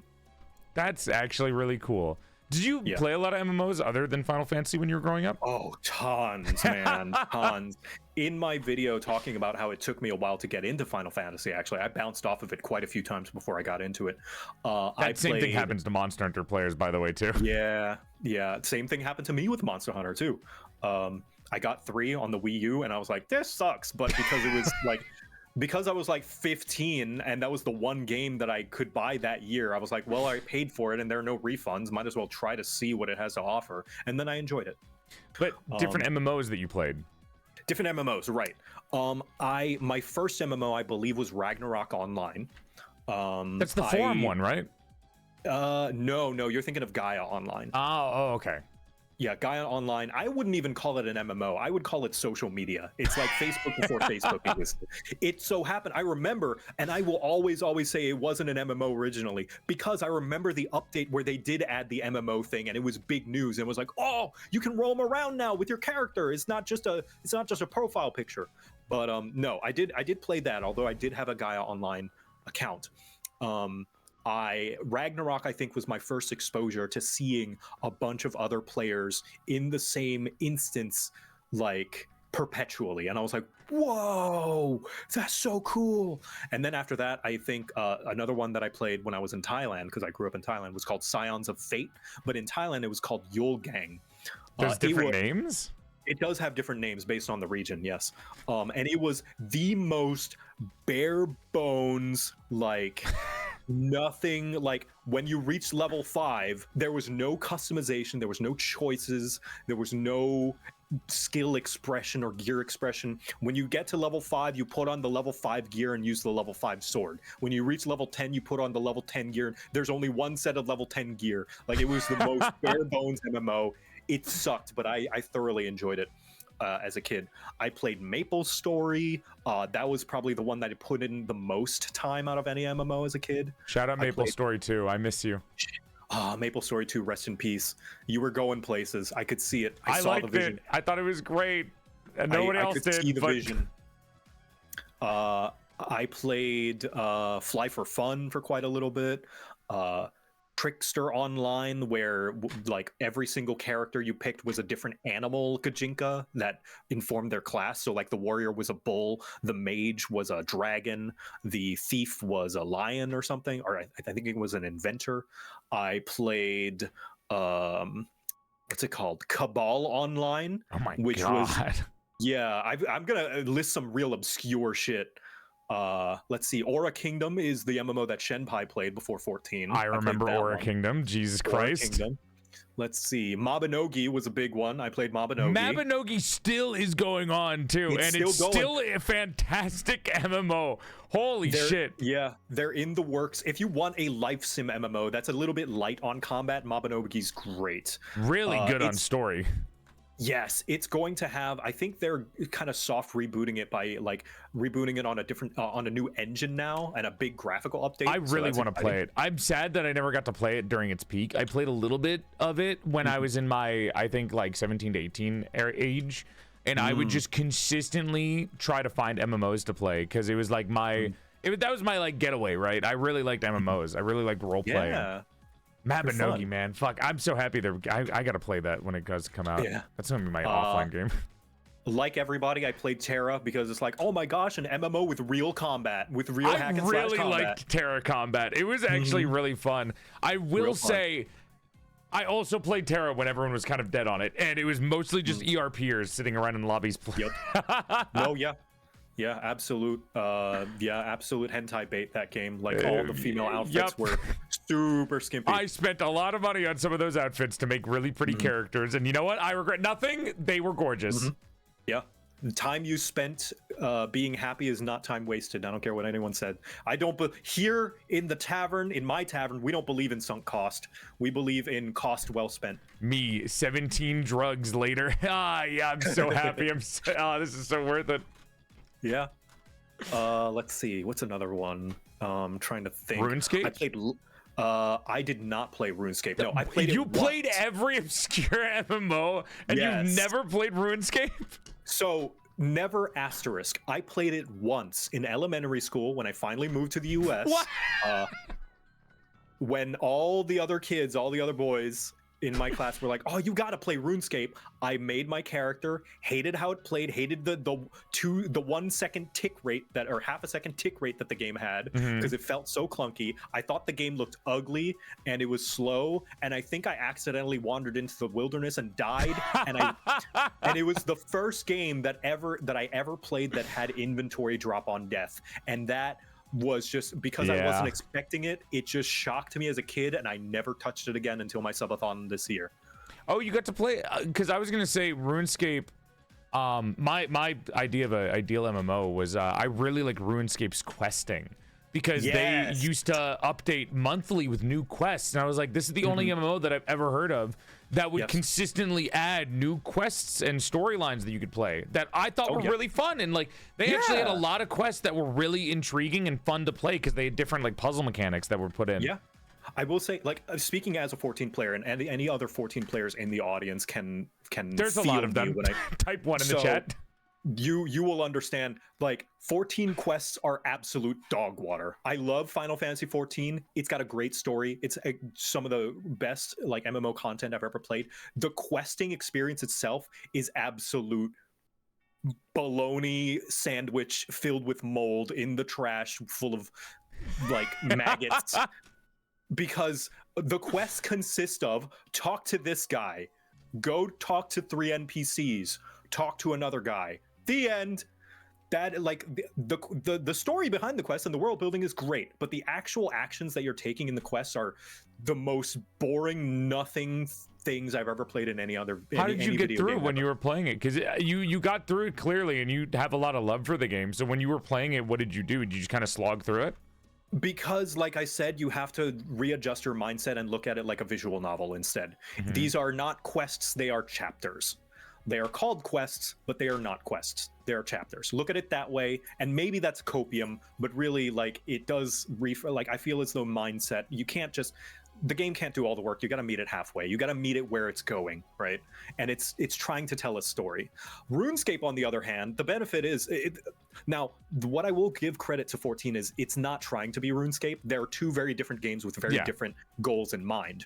RuneScape is not like 14. 14 is what's called a theme park MMO, where they give you a bunch of different rides to ride, and they're mostly self-contained. They're very entertaining rides, but you get on them, you ride them, you get off, and that's it. Whereas RuneScape is a sandbox game. You have a bunch of tools that interact with the world in a meaningful way, and they use that in their quests, and that is really, really fun. The fact that I can interact with this world in a very meaningful way on these quests, like I did the Scream knockoff spoof quest where, you know, there's the slasher killing a bunch of teenagers in a haunted house. And the fact that I got to use my tinderbox to figure out the puzzles was so cool. I was like, wait, I need to light this barrel full of gunpowder, but the room's too wet. Well, I notice all the candles on the wall are unlit. I can use my tinderbox. And like 14 never gets anywhere near that level of interactivity. If anything, the tinderbox will be a quest item that is for that quest and only that quest. And that's okay. It might as well function as a key. And that's fine. Yeah, that's totally fine. That's like I said, it's a different game. But man, like as far as questing experience goes and like questing gameplay, RuneScape absolutely walks all over like 14 most MMOs, I will say. I think that's like the peak of RuneScape is what they do there. There's other things that are horrible about RuneScape. We can admit that, but like at least the questing is something that I really respect. And then yes, I'm a big nerd, right? I like I will say I really like Asian MMOs character creations. I loved Black Desert's character creation because I thought it was so interesting, but I also wanted it to be a little, I mean, there's a lot you can do in it, but it also is still limiting because you have like, you can't make a lot of other specific feelings faces about Black Desert's but you're very anime in Black Desert. It also has there's like no story in Black Desert too. That was another thing I didn't like. That was bad. They made such a big world and there's nothing to do in it, but that's just me. Yeah, Black Desert's another one. Oh man, I would have to go down a list. If you watch my 300 hours Final Fantasy 14 video, I list literally every. Oh, Fiesta Online. That was another one I spent a lot of time on. It's just the most obscure games, dude. Oh my god. Yeah. When you got a lot of time on your hands.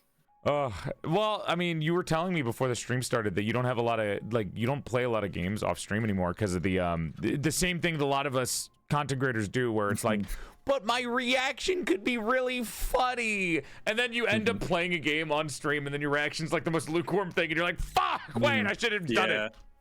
I didn't hear Guild Wars. Yes, I did play Guild Wars 2 in college, and then again during my subathon to actually go beyond the starting area as well. Guild Wars 2 is another game with a lot of great open world stuff. But yeah, I as far as the content thing, I used to do that. So I was talking about it. I brought it up a little bit before stream, but I thankfully, thanks to my wife, who I'm married to, and we're together and we're great, and it's great. Congrats! Thanks for reminding me of my divorce. Yeah. Great. She is not a capital G gamer like you or me. She'll casually play. She plays some Minecraft and she plays Animal Crossing, and she actually is a bigger RuneScape player than I am. But she hadn't played Halo. She hadn't played Mass Effect. She hadn't played all these culturally significant games that all of us have played, right?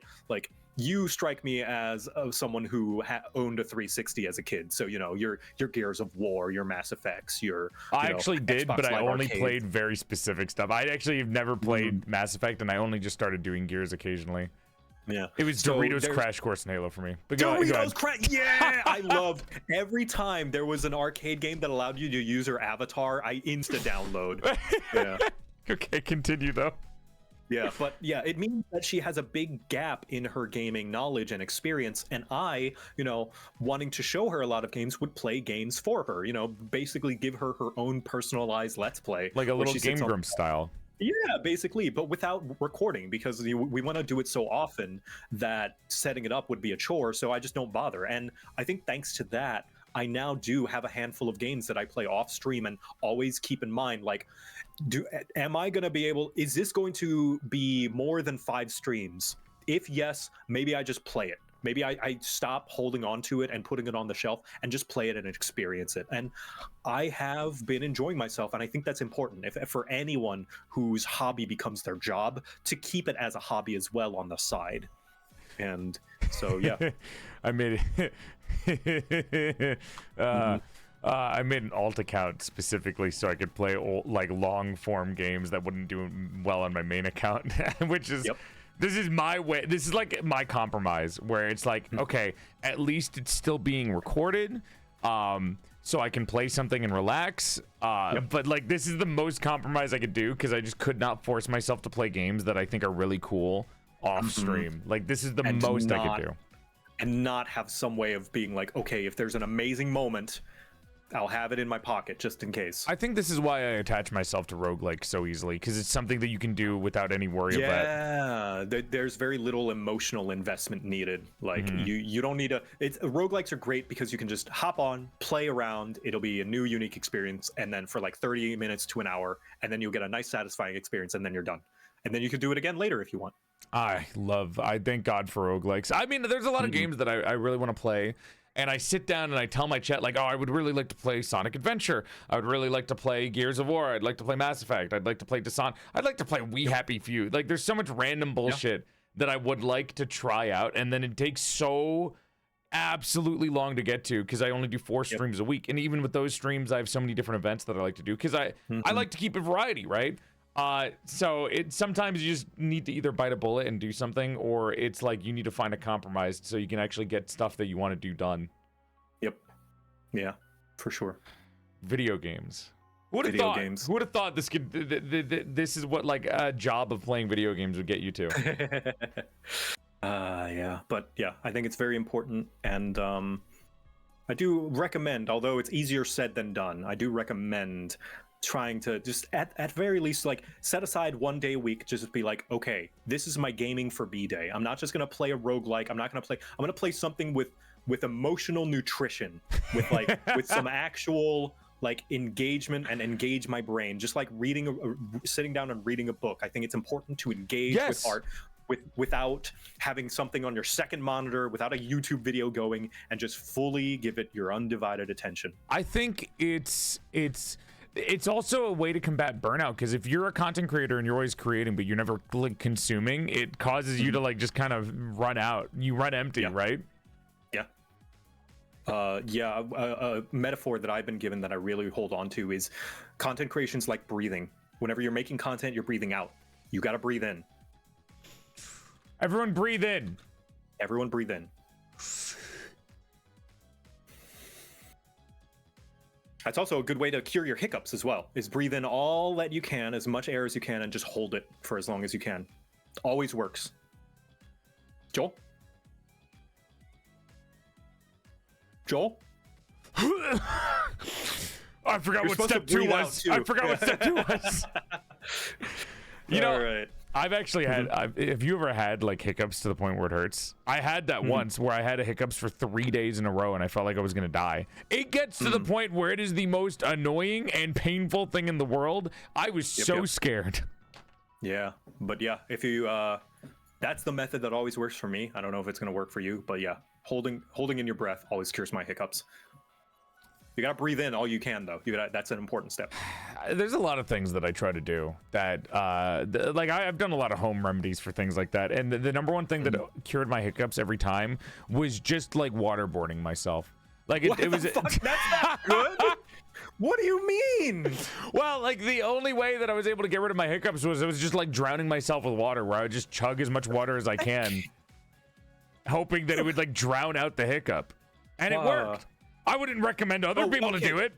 Okay, you said waterboarding, and then you said drink as much water as you can. Those are two different things. I know, but I thought the reaction would be funnier, and I was correct. So I'm going to keep. I'm just going to continue to exaggerate and lie to get all the reactions that I want.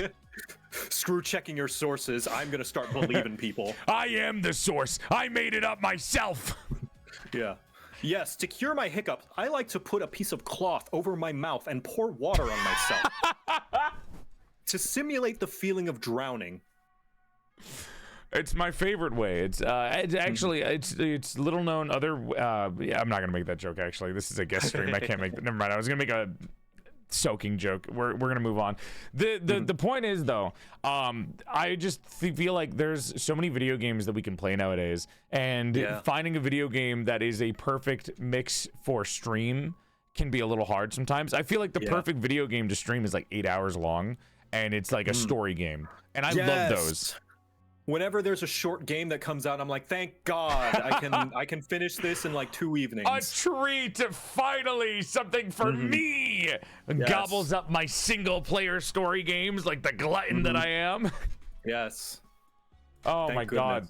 I've been looking around for a lot of them, and I found one recently that I thought was really cute. That was a free-to-play game, and it was another claymation game because I've been really enjoying claymation games. Ooh. It was called Poco, and you play as a little clown. Yes, I think I've heard of this. This and Midnight Walk were both amazing claymation games that were just so adorable.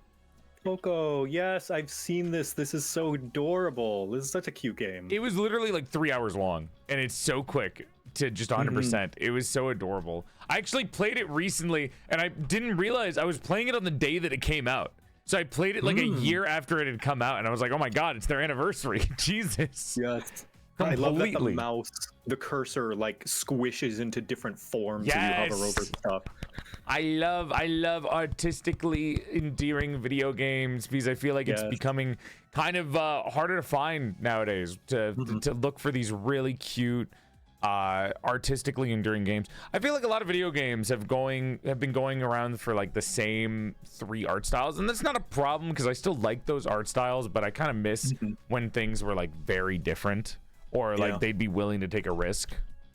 Yeah, it's because of the double-edged sword of game dev becoming a lot more accessible now. There's so many ready assets that you don't have to make all of your own anymore. And so you tend to see, you know, here's the pre-made lighting engine that you can use. Here's the pre-made physics system and, you know, all that stuff. So you can just cut that off of your work load now. And it's like, yes, great, more games can come out. But it does, unfortunately, mean that a lot of them kind of look very similar. Do you have a game that you think is like the prettiest? Do you have like a favorite art style from a video game? Ooh.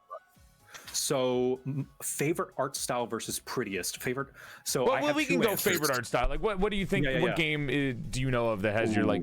What's your favorite art style in a video game? Or so a specific video game? You know, I'm like wording the question weirdly, but you get what I mean. No, I get what you mean. Well, I love, what was that game that recently came out that like takes place in New Orleans or something? South of, no, not South of Midnight. What the fuck? No, I think it is Orleans. South of Midnight. Oh, Yes. is it? South of Midnight is a gorgeous game. So that's one. Like, I love how that game Same looks. studio that made We Happy Few, I'm pretty sure. Yeah. That one looks really pretty. I like Marvel Rivals, like everybody. It looks gorgeous. But I think my number one, actually, no, there's two number ones that are tied. First is a game I've never played, Final Fantasy 12. I love how Final Fantasy 12 looks. Like that. What is 12? Which one is 12?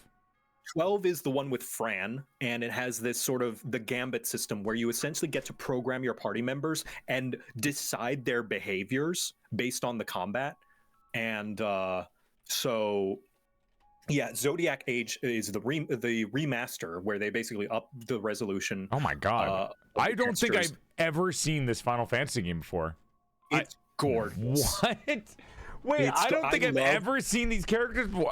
It's like I'm starting to realize that every Final Fantasy I've heard of has been the same 3 Final Fantasies, where it's like 7, 13, and then Noctis, and then some of the new 15. ones.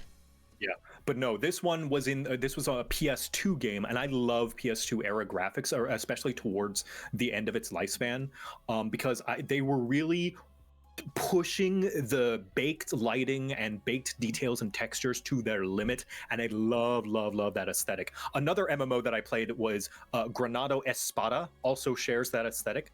It's an MMO where you take control of 3 members, 3 characters at the same time. But very similarly, it has a lot of baked-in lighting. Yeah, all the details are baked into the textures. There's not a lot of detail on the actual like mesh of the models, like the actual polygons. This It's kind of all reminds me of textural. the Monster Hunter on the PSP type games. Yeah, Monster Hunter is another game that shares a similar aesthetic where all the details are in the textures because they couldn't afford a lot of high polygons. But yeah, that is one aesthetic that I love. So it's kind of across multiple games. It's Granado Espada, Final Fantasy 12, and Monster Hunter. And then the other one is a more modern game that is not a very good game, but I love the characters and I love the aesthetic. And I think if I were to make a game, it would be a mixture of this game and Final Can I Fantasy guess 12. it? Go ahead. Here's a hint. This is Here's a hint. absolutely going to be wrong.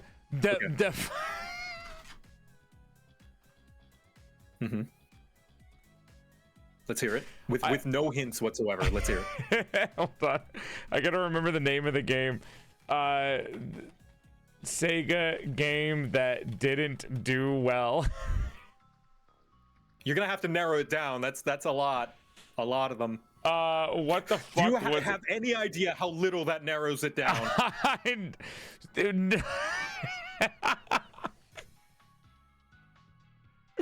It's the fuck. I'm looking for it. I know what it is. I'm ruining my joke. We're all gonna have to pretend that I'm not looking for it right now when I make the joke. That way I can make a clip out of it. Okay? Everyone just understand that. And where the fuck is the name of it? Oh my god. Hold on. Understand. I got this. With the purple mage. The concept of love. With no, it's not Balan Wonderland. It's the where it's the other one that has the same character.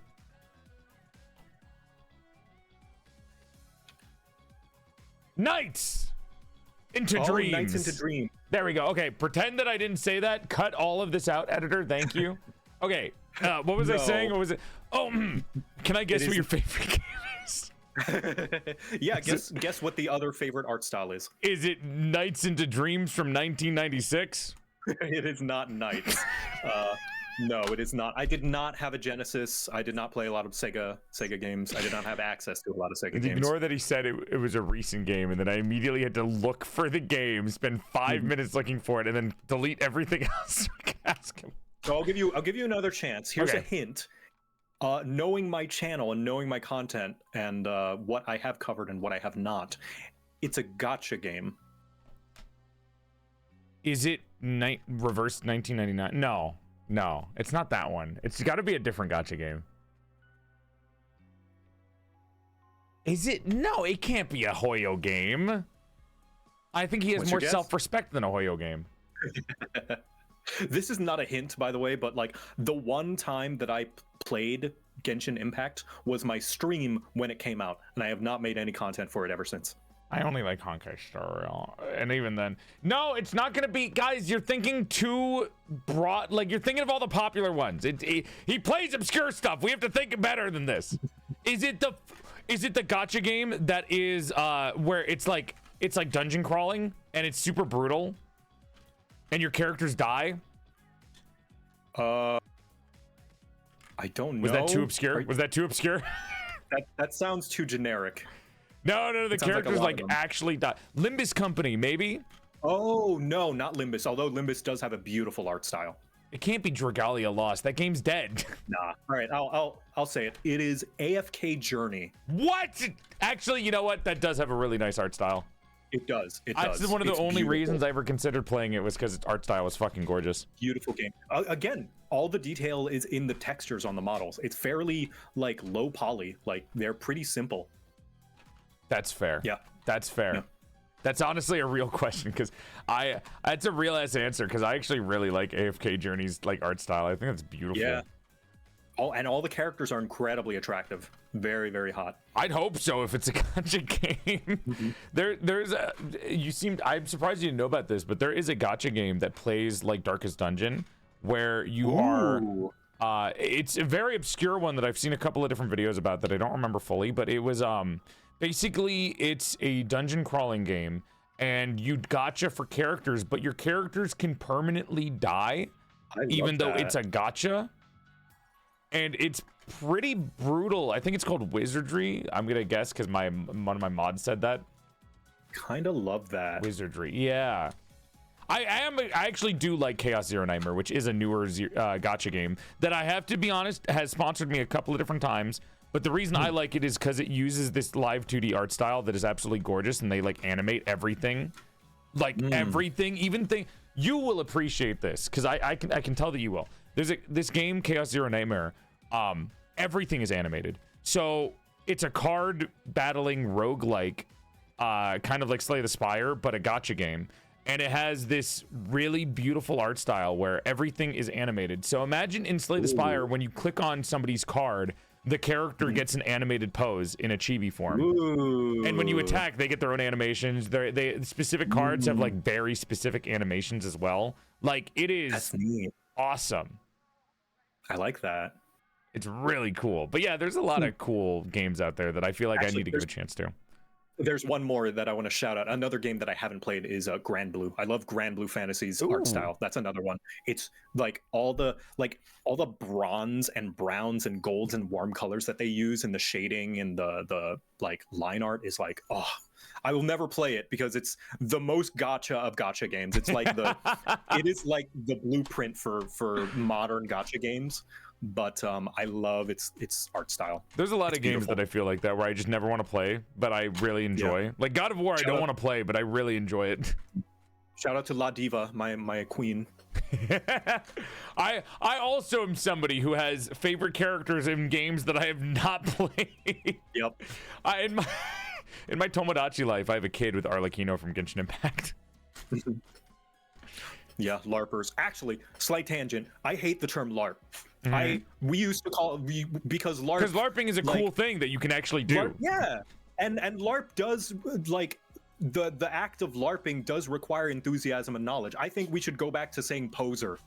I do think poser is a better word. I think poser fits more. Poser fits better. We used to call them posers. Let's use poser again. LARPing is one of those etymology terms that you're like, this is just an unfortunate takeover of a word that had a better meaning beforehand.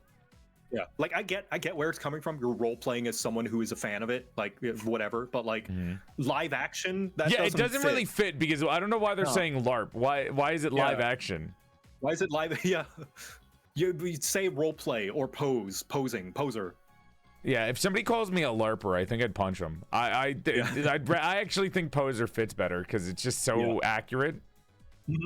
Yeah, I want to LARP. There's the lack of sincerity in poser. Like you're accusing them of lack of actually committing. You don't got skin in the game. Dude, I actually would love that. You do. I would love to do an actual LARP one day. I don't go outside enough to do this. I go outside like once a year.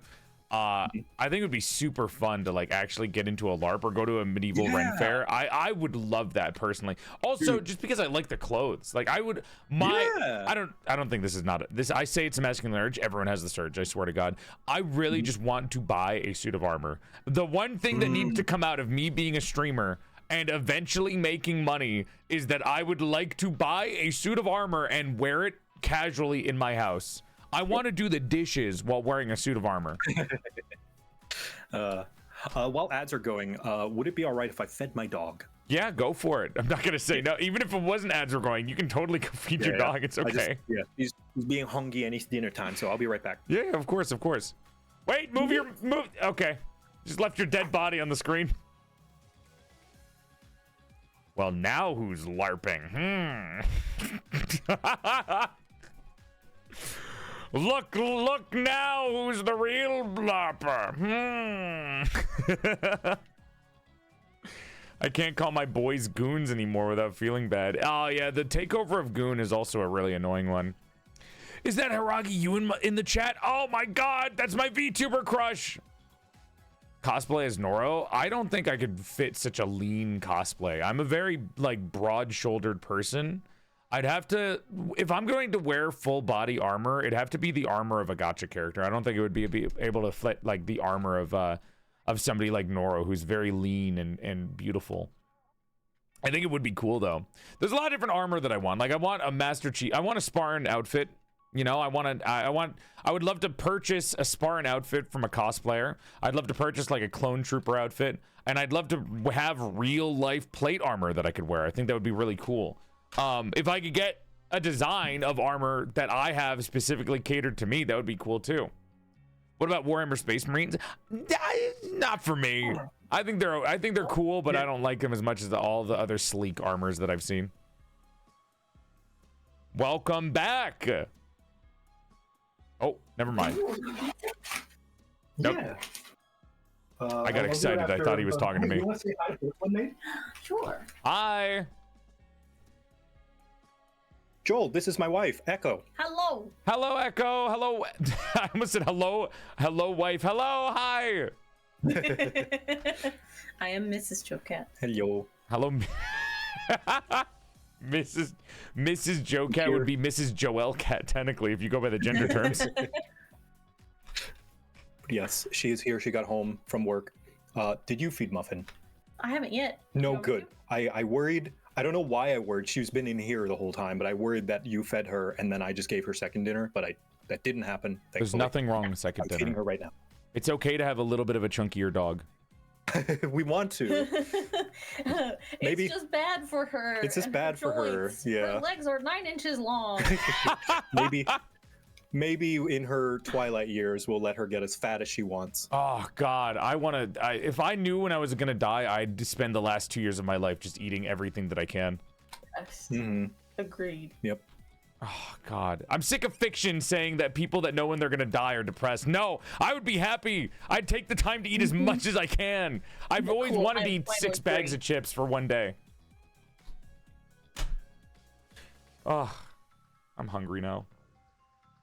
Why can't I get fed like somebody's dog where they just bring food in at a scheduled time? We gotta have a She's bowl. so round. Joel, you know so many VTubers. I'm sure plenty of them will be happy to let you eat out of a bowl like a dog. No, it's not the same. I don't want like somebody with a pet play kink. I want like an actual butler. It's different. Well, beggars can't be choosers, Joel. I've said multiple times that I want a cat, and every time that I talk about wanting a cat, like thousands of VTubers with like a pet play fetish just come barging into the chat meowing, and it's like, No, not like that. That's not what I mean. I need a genuine companion of a cat. This isn't a cat. This is just a sub. This is a subby bottom. This is a barely disguised fetish. You're not fooling me. I've seen the inside workings of VTubers and what they think about. Yeah, and they're like, what do you mean disguised? Oh, that's true. It's very they're actually very open about it. Listen, I literally have cat ears on my head. Yeah, I was gonna say, you don't have, can you turn to your left real quick? I don't know how I feel about that. I don't know how I feel about you not having ears. I feel as though I feel as though I am in a no-win scenario because my 1.0 model did have human ears, and everyone's like, "Oh my god, you have 4 ears! Why do you have 4 ears? That's so weird." And then now my 2.0 model did away with the human ears because I feel like it makes sense to just have one set of ears. And now they're like, "Where'd the human ears go?" Why So I not don't know. just put the cat ears where the human ears are? Because then people would assume that they're goat ears because they're oriented differently. I think we should start killing people. That's I think a we bit need extreme. to put people down. I think we should put people down. Well, I think just kind of explaining things to them should be enough. No, I think it's time. But that's not. You're not going to get the pacifist ending. Don't you want to see the pacifist fuck, ending you're first? right. If I get any more kills than the first one that's required in the cutscene when you give birth, I'm gonna get the worst Oh. ending. I don't think that one was required, Joel. What? How else was I supposed to get out of that situation? I've looked online. They said the kill was necessary. I think you might be reading the out-of-date walkthrough. They discovered that there's actually an alternate route that you can take, but that's okay. You'll get a different achievement. Oh, You'll this get a is different exactly unique what ending. happened when I first played Dishonored. It's happening during my live-action roleplay too. I thought you were feeding the dog, not yourself. Listen, I got a little bit of... I'm sorry, I should have asked you first if it's okay. No, I mean, did you bring it up for the class? If the class likes Nature Valley Sweet and Salty Nut Almond. Oh, well, you know, I mean, it's okay. You can have it. You can give it to yourself. It's fine. I'm not No, gonna. Who am I to say a man cannot have a treat when he deserves one for working hard? Who am I? Yeah. To be able to stop somebody. Working hard is a bit pushing it, but yeah, I got a little bit of the munchies and I was like, my stomach's hurting. Maybe I should snack on something real quick. Hey man, living is hard work. Okay, everyone deserves a treat once in a while just for being alive. Thanks. Jesus Christ! No, not you guys. No, I'm not saying treat. Stop. Shut up. Not you. No treat. No treat. No treat. no. You guys have enough, okay? You live in a happy home, okay? I can't give you much more than that. Jesus Christ. Well, I have I wanted to ask you a couple of questions. I wanted to continue the video game discussion because it's fun to talk to you about this because this is something like I do want to ask you a couple of D&D questions too because that's what you're known for, and I think it'd be a disservice to not talk about D&D with you. But in terms of like video games, did you have a childhood game or any kind of favorite game that you always bring up? I mean, you already said what the game that you would like to be known for is, which is D&D. But is there like a childhood game that you always look back fondly? For me, personally, it's like Halo and Borderlands, right? Those are the games that I grew up with and played a lot of. Yeah, and same. Monster Halo. I'm fond of Halo. I'm fond of Monster Hunter. I actually started D&D when I was in college, so it's a more recent addition. Oh. I do have fond memories of Ragnarok Online. That's another aesthetic that I like. It's very bronze and brown and gold. But the one that was kind of the most, I think, impactful to me, I actually made a video about it when I finished my Monster Hunter crap guides, and it's a video I'm still very proud of. It's not as good as I used to think it was, but it nearly killed, I believe, it nearly killed my channel, and it's a video about Klonoa 2. Klonoa 2, I think, is the game that I hold dearest to my heart, because is this a JRPG? No, it's a 2D puzzle platformer. Klonoa. Klonoa, yes. They recently, a couple of years ago, actually released a remaster collection of the first and second game. And they are emotional, like, shovels. They dig deep into emotions and childhood, like, traumas. Well, maybe not childhood traumas, but just, oh my God. just big questions. I've seen this rabbit before. Yeah.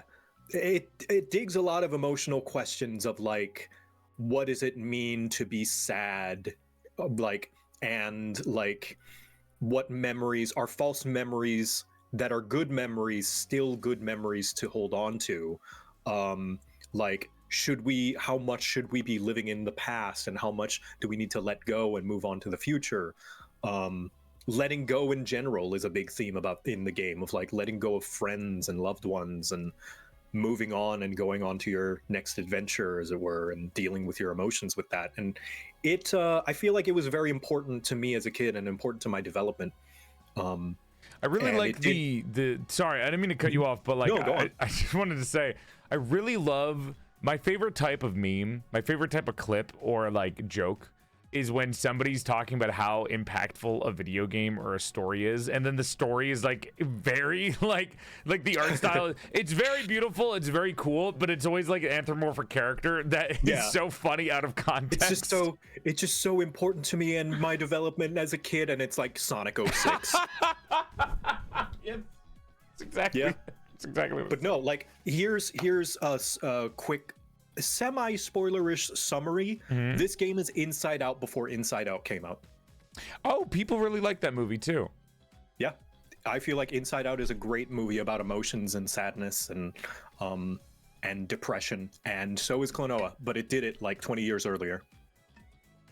I like that. I mean, that's why we have these art styles, so you can tell stories in different ways that are, you know, it gets people hooked in with like from a wide variety of age ranges or anything, and they're able to play these things. That's why we have art styles in the first place. You can explore things so well, and it's super cool because you can hide like different themes and I don't know, dialogue and through character design. There's a lot of themes that you can reveal or story hints that you can reveal. It's cool.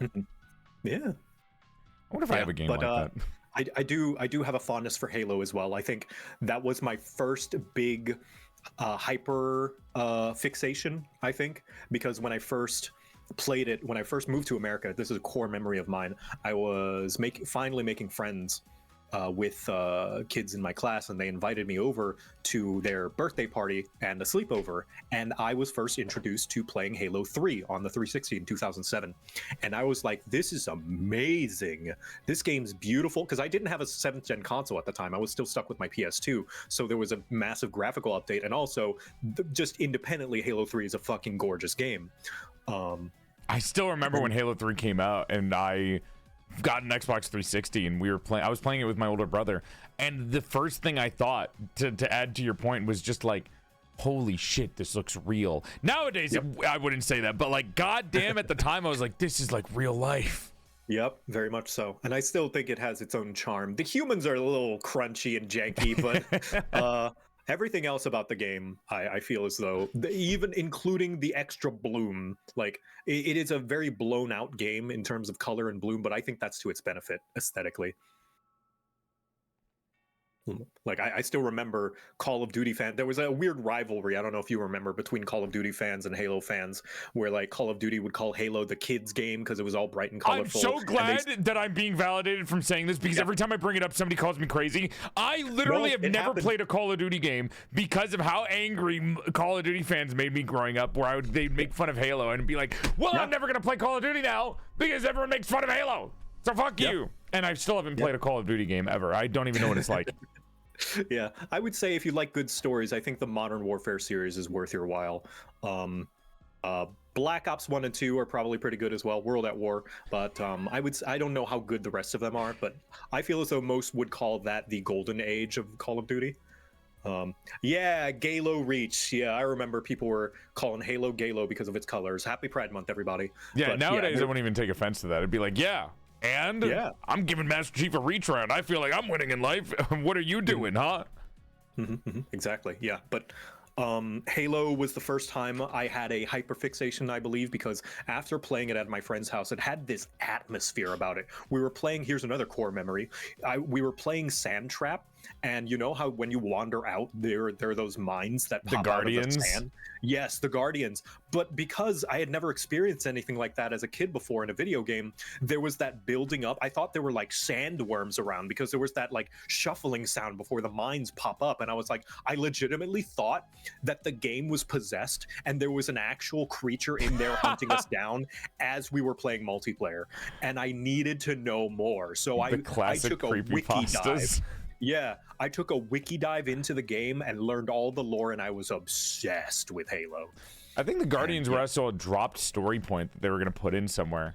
Yes, they did. I believe they finally started to scratch the surface of it in Halo 5, hence why. And then they didn't use them in Halo 5. And then they didn't. Halo and Miss Potential, never. God, dude, I mean, they had a little bit going on with Halo 4 with Chief and Cortana, and then it was kind of dropped with the villain being kind of bad. Yeah, the villain was bad, and people hated it. Like I personally blasphemy.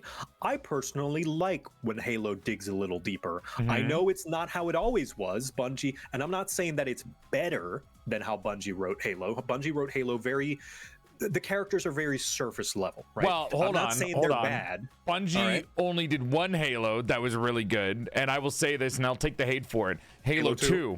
Yes, It's that's the true. only one that had the proper writing. Halo 3 is a Yes. Michael Bay movie. Halo 1 was bare bones. Halo 2 Yep. was perfect. And then Halo That is the Reach correct opinion. was like an action movie. Yes, I think that is the correct opinion, which is to say I agree with it. But yeah, the closest they get to a deep character, I feel as though is the Arbiter, and I love the Arbiter. This is gonna get me. Halo This is 3 gonna put me Arbiter. in front of. This is gonna put me in front of a firing range. But the Arbiter's not that deep. I'm gonna. Actually, no, that's not true. He is pretty deep. He does not develop as a character. All he does is change sides. I'm not saying that's bad.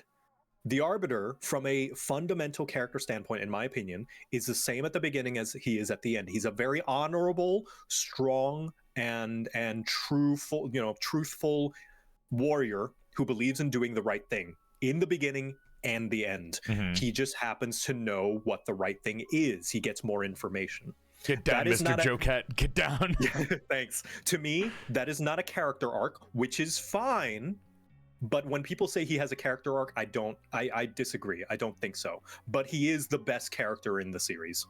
I agree with that. I think the Arbiter basically didn't, and like they could have given him a little bit of a character change after 3, but not really. I mean, they kind of dropped I the think ball so. in 3.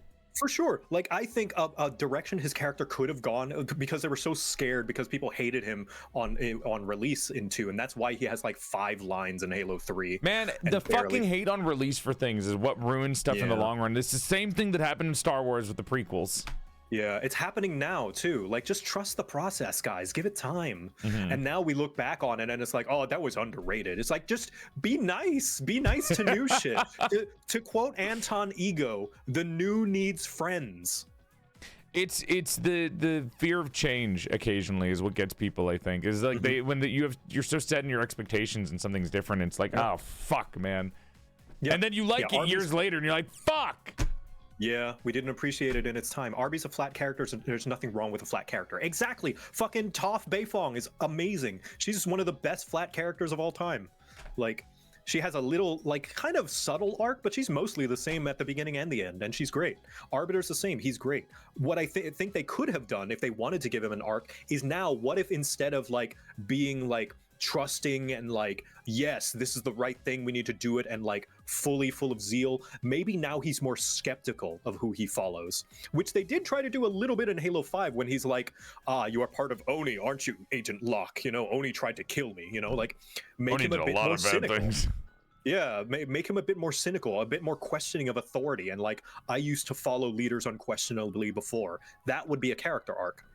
Man, I love that about Halo. Can I gotta say, I'm gonna glaze Halo a little bit. So yeah, go ahead. watch out, everyone in the splash zone. But I really like how Halo is such an unassuming game to other people. So like most people that have never played Halo look at it and they're like, oh, it's just a shooter game. And Yeah, then you just get shooter, man. into it and you're like, oh, no, you're playing as a fucking kidnapped orphan who is replaced by a flash cone given to their parents and has been stuck and groomed into an army position where they grow up into that. And their kidnapper is also their new pseudo mom. And then their pseudo mom flash cloned their brain into an AI that is now almost like a partner in relationship partner to the main character. It's really fucking weird, man. And then the villains you're fighting are religious zealots. Like, Yeah. it's so unassuming. And then when you get into it, you're like, you start explaining things. It's like, what the fuck is going on in Halo? Yeah. I feel personally Halo is my favorite sci-fi setting. It's just so cool, man. Yeah. I mean, there's a lot that could be done with Halo. I like Halo a lot because of the setting that it has and the story beats that it takes place. Because I like how kind of like zealous it is in its like storytelling, right? And then there's the only other sci-fi that I've ever like kind of gotten myself into and really liked was Star Wars. I don't think I've had a sci-fi other than those two that I really enjoyed. Starting to like Star Trek stuff a little bit, which is kind of cool.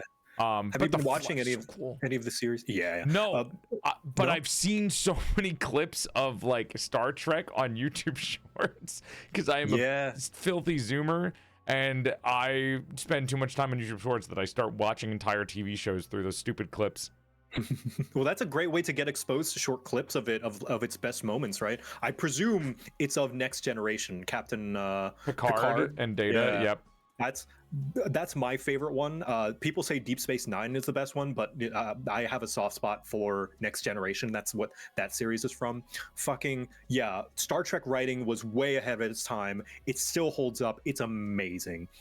Yeah. Oh yes, the Flood too, Chet. That's another one. I mean, I want stuff like that with other video games. You know, I've been craving that kind of thing from Monster Hunter sometimes because they give you little hints of lore occasionally. One of the coolest things in Monster Hunter of all time to me was the giant sword in the Poke Village in Monster Hunter Freedom Unite that always interested the me. Fatalis sword. It's so fucking cool. It's so cool. And I just love stuff like that. I love stuff with little hints of storytelling, like Lao Shenlong being afraid of Fatalis and running away. I don't think that's canon, but I think it's really cool. Yeah. I love that boy. He's my favorite boy. Which, like, I will say, I'm gonna be honest, brutally honest, Wilds did not hit me as hard as the other Monster Hunter games gameplay wise, but I will say its story finally sinking its teeth into the world of Monster Hunter and its lore and its story stuff, I think did masterfully. I think it's like, pretty good. I do think there could have been a lot more to it that they did, because some of the characters to me were a little like they didn't have time to do anything. Yeah, but like I still liked it. You know, I still liked all the characters in it. The fact that they finally like go into the nature of how the guild works and approving hunts and all that stuff, because they kind of touch on it a little bit in the other games, but it's never been like a thing in the forefront, right? And it's not necessarily a plot point, but the fact that you have to look to your handler and be like, yeah, the guild approves, go. And like the fucking final, like, you approving your own hunt, which is a fucking, if you know Monster Hunter lore, you know the implications of like, oh my god, was I a guild knight once? Like, just letting you the implication that you were once the top tier kind of hunter that would hunt poachers like other humans. There's a YouTube channel that does Monster Hunter fan fiction called Ocean Is, and I absolutely love watching them because of that specifically. You know what? This is going to be a little bit of a pivot. Can I say something too? And then I want to go into a conversation about this. And if you're not comfortable with that, you can avoid it. I think everyone is so attracted to the different characters in the Monster Hunter game in Wilds. Like they love Alma, they love Gemma. The hunter is the hottest fucking character in the game. Your hunter is actually so fucking sexy. They're especially so if you make them pretty, cool. and then because they have some of those voice lines that I approve of my own hunt. That was sexy, dude. That was hot. Yeah, that was so attractive. Oh my absolute god. aura. Do you have any, like, because I personally love Yume shipping. I'm a little bit of a freak. I like fictional characters a lot. I think this also stems from my asexuality, where I just attach myself to fictional characters a lot of the time. Is there a fictional character that you are really a big fan of? Like, do you have a favorite fictional character from video games or for stories? Oh man, just shipping or just attached to emotionally? Either or. I mean, if you have one for each, you can say either. I'm not fucking gonna stop you, you know? Well, I mean, I already made an entire video of what stirred some trouble in the internet space about the characters I'm attracted to. Well, that's not like a specific character. Well, were they specific characters? No.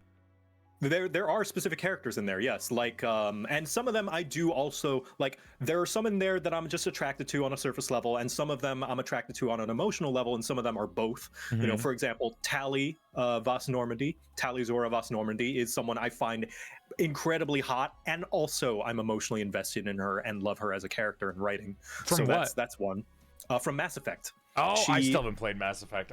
Oh, okay. So she's the one with the Destiny character, right? She kind of looks like a Destiny character. Yeah. She's got the mask and the hood, and she's part of a people who basically created advanced self-aware AI that they are now at war with, and so they lost their home world and are now basically in traveling flotillas. They're basically homeless now, and they live on ships. They have lived on ships for so long. Actually, because their planet was so beneficial to their biology, here we're gonna just have some Mass Effect time now, because I fucking love Mass Effect. So she is what's called a Quarian, and the Quarians actually have a mutually beneficial relationship with the ecosystem on their planet, where instead of the bacteria harming them, their bacteria actually benefits them. So they're very in tune with nature. That said, because of that, their immune system is very, very bad because it's meant to invite in bacteria because of how they evolved. That means when they left their home planet, they now have to be in these skin-tight protective suits to not get anything that could possibly kill them, because not only will their immune system not stop it, it will actively invite the virus in. So that's why they have to wear these suits. And Tali Zora is basically your companion character that is the window into learning about these Quarian people. And she is such a Tumblr girl, dude. She's adorable. She's so lame and dorky, but also like smart, and she wears her heart on her sleeve, and she's so precious and great, and I love her very, very much. I love Vana from Final Fantasy XIV. I am attached to her. She is my canon ship for my Warrior of Light. Anyone in 14 know who I'm talking about. I'm not going to spoil anything about her, but I love Vana. She is very, very cool. And I specifically ship my character with her because it's tragic, and I will not get into any details about that. I love tragedy shipping. I love tragedy shipping. It's so good. I love when one person is dead and the other person is thinking about them consistently throughout their lives as they get like fall deeper into depression. Yes, It's exactly. so good. I think I was head over heels for Brigitte Overwatch when she was announced. Like, That was a surface level attraction for me. I thought she was really pretty. Same. Yes, I feel as though up until then I had never had a waifu, but I was like, I get it now. I was like the Danny DeVito. I finally get it. With Brigitte, and also, even though she's not in an official any game, Bowsette, I'm like, strong, Yeah. powerful, sexy in a way that I am attracted to. I know Bowser is attractive in his own way. He's just not my flavor. Okay. It is funny to say that because there are a lot of characters that you could just be like, if this person was the other gender, I'd be way more attracted to them. Like just because you love their personality so much. Yes. Yeah. I mean, yeah, that's how sexuality works, right? It's like sometimes that's all it takes. I acknowledge and understand the attractiveness of Bowser, which is why I'm attracted to Bowsette, because all you needed to do was make him an anime girl, and then that's it. It's over. Say that about a lot of things. Make anything into an anime girl, and date everything proved that I'm probably gonna be attracted to anything if they turn into an anime girl. Yeah, very much. Karlach. That's another one. Karlach from Baldur's Gate 3. She is, oh man, I fucking love big women who are rays of sunshine, like big teddy bear women. That's what Karlach is.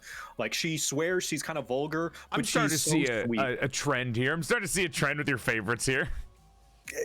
Yeah, I do have a trend. I also have I have a type, but there's also outside of that type that I like. So don't worry, I get you. Same. Yeah. I have a big Venn diagram, and a lot of them fit in the middle. There's a lot in the middle, but there's a lot on the outside as well. I have I made a round table of Smash, and I think that was the closest I ever got to understanding my own sexuality, was just putting a bunch of characters that I'm attracted to on a table together and being like, I'm starting to notice a trend here. And the trend was everything that a lesbian likes, I also am attracted to, which is very unfortunate. Oh my God, shakes your hand. I'm shaking your hand vigorously, which is incredibly tragic for guys like us, because oftentimes they are lesbians and they are not attracted to men or male presenting people. That's the thing. I think the reason is because I do have a personality type, and I'm not going to say that it's like INFJ or whatever. I'm saying my personality type is that I am I actively act like a divorced old man a lot of the time, and lesbians. Women love that. And yes, but also, do you know who else acts like a divorced old man? I don't know who. Lesbians. True. Lesbians and divorced old men are literally like the same people. So a divorced dad and a lesbian have so much overlap in personality traits that it makes sense, and that I am attracted to like characters like this, where they're all basically lesbian coded characters. I mean, mostly at the top. One of them is actually a lesbian with Quan Chi from Chainsaw Man, but like everyone else at the top is like half confirmed, kind of. That artist that makes the hot armor that's in the bikini on the Noro? right. Yeah. Yes. That's my their art is amazing. I love their art too. They're a sick Lady Maria, very based pick. Yeah, Steinax, nipple tassels. I think I was literally trying to find men that I am attracted to, because I am attracted to men too. But like, I realized there are so little men characters that I'm attracted to that are like hyper masculine. Most of them are twinks. And I was like, I know I'm attracted to masculine men too, but it's so hard to find one that is specifically to my flavor, because there's so little of them. But I put the dad from my daughter's Nest Rank Adventure, and then I put the hunter from Halo, which I will not explain. You don't need to. Don't need to. Thank you. Listen, like I said, I play D&D. The shit that are like, I am unfazed by hear me outs nowadays. It needs to be a very specific one to really make me question and need to hear you out. Are you normally a DM in D&D, or are you a player? I'm like 50-50. I feel like I'm the only balanced D&D player where I DM just about as much as I play. You really do live a healthy life. I do. With D&D, right? I am somebody that doesn't have too much experience in it, but I try to, because it can be hard, especially when most of the people that you know are VTubers, right? And people have horrible scheduling. When it comes to D&D, how do you keep a pretty good schedule up to be able to continuously play in games? Do you make them yourself, or do you like track people down yourself? Do you have to do all the work yourself, or is there a good mix? Well, as the DM, sometimes it falls upon the DM, not that it has to, but there's kind of an unwritten understanding that the DM is going to try and schedule. And what I like to do is I make a little Discord chat, and then I just be like, here are the days of the week, which day works for everyone. So it's weekly. And yes, it can be weekly. The current game that I'm playing in right now as a player, Dungeons and Dragons, is monthly, because we're all so busy that we can only make it monthly. So we all decide, okay, this day of the week is when we're most free, but we're going to decide every month which of that day, which Wednesday of that month are we most free, and then we'll play it that way. So it's I feel as though you gotta be accommodating and flexible in how you try to schedule it. But like really the accommodation is the most thing. It's just be like, here are our options, pick which one is best. When you make groups for D&D, when you do get a chance to, is it like, do you think about the chemistry of the people you're putting in? Like, not to Tomodachi Life it, but do you ever put that into play when you're making these groups, or is it just kind of like whoever's free? Absolutely, 100%. Like I've tried to find players that are at least one of two things, and so one compatible person, actually one of two things, and then one extra thing that I absolutely make sure everyone is. So the two things are, one, compatible personality, or two, good at being a player, being a good player, great role player that can roll with the punches. So like, you can be one or the other. Like, even if you don't have a compatible personality, that will be superseded by being a good player, because then you're just gonna roll with the punches and just go with whatever you're given, and that can usually supersede not being compatible personality. Not always, there's always exceptions, but usually, like, when the game comes first and just your good time comes first, you can like not worry about the person you're playing with not like meshing well with them. So long as they're also a good player, you will naturally kind of tend to mesh well. But the one thing that I always make sure is that they are someone who is willing to take feedback and listen. And because D&D is a cooperative game, and you need to have the humility to be able to listen to other people firstly and let other people have their turn. And just like with a relationship, if/when you mess up, to listen about when you mess up and when it's called out and when it's presented to you, and to have the humility to be like, oh, dang, I didn't realize that. Thanks for letting me know. I'll improve next time. That was my biggest worry when I first played D&D for the first time. I was invited to a D&D session on my friend Ruse's stream, and it was a fun, wonderful time, and I had a great time. But the thing was, it was my first time role playing, and I was role playing as a golem character, so like no emotions, right? Which is already hard to do. And the entire time I was so silent because I was so scared of interrupting somebody or trying to, like, I didn't want to accidentally take the spotlight, even if I thought it was a good moment. So I just ended up being a little too quiet. And I was like, okay, maybe after a couple more experiences, I'll learn when a good time to jump into something is. Which can be hard. Which is really hard to do. Yeah. if it helps at all, like you are a player in that game. You were invited to it. Your inclusion and interruption is expected and encouraged. So don't let those brainworms take a hold of you. The fact that you are a player already gives you permission to interrupt and say stuff, or like if there's a little window of time when someone finishes saying something, that's your chance to jump in, and they will play along with you just as you would with them. That's what I've been doing today too. I mean, I kind of get experience whenever I do porcelain parlors, because I want to be able to let the person talk, but also figure out when to interrupt. Which can be a little hard sometimes with Discord, because there's always a little bit of a delay, so you always end up maybe speaking over the other person. But I feel like I've been getting better at it, and I feel like this is good practice. I believe so. Yeah, I feel like you've done a great job listening, and that's an important skill. Like, I firmly believe you don't know someone until you've played D&D with them, and I feel as though, although it's not therapy and it's not a replacement for therapy, D&D is a really good way to grow socially and explore yourself and learn more about yourself and your friends. Must be really hard to get to know somebody then, with how hard it can be to get people into D&D. Yeah. Yeah. Scheduling is definitely the hardest part. Oh my god. Well, I mean, it's always fun at least. I feel like I've never been in a bad D&D session, thankfully.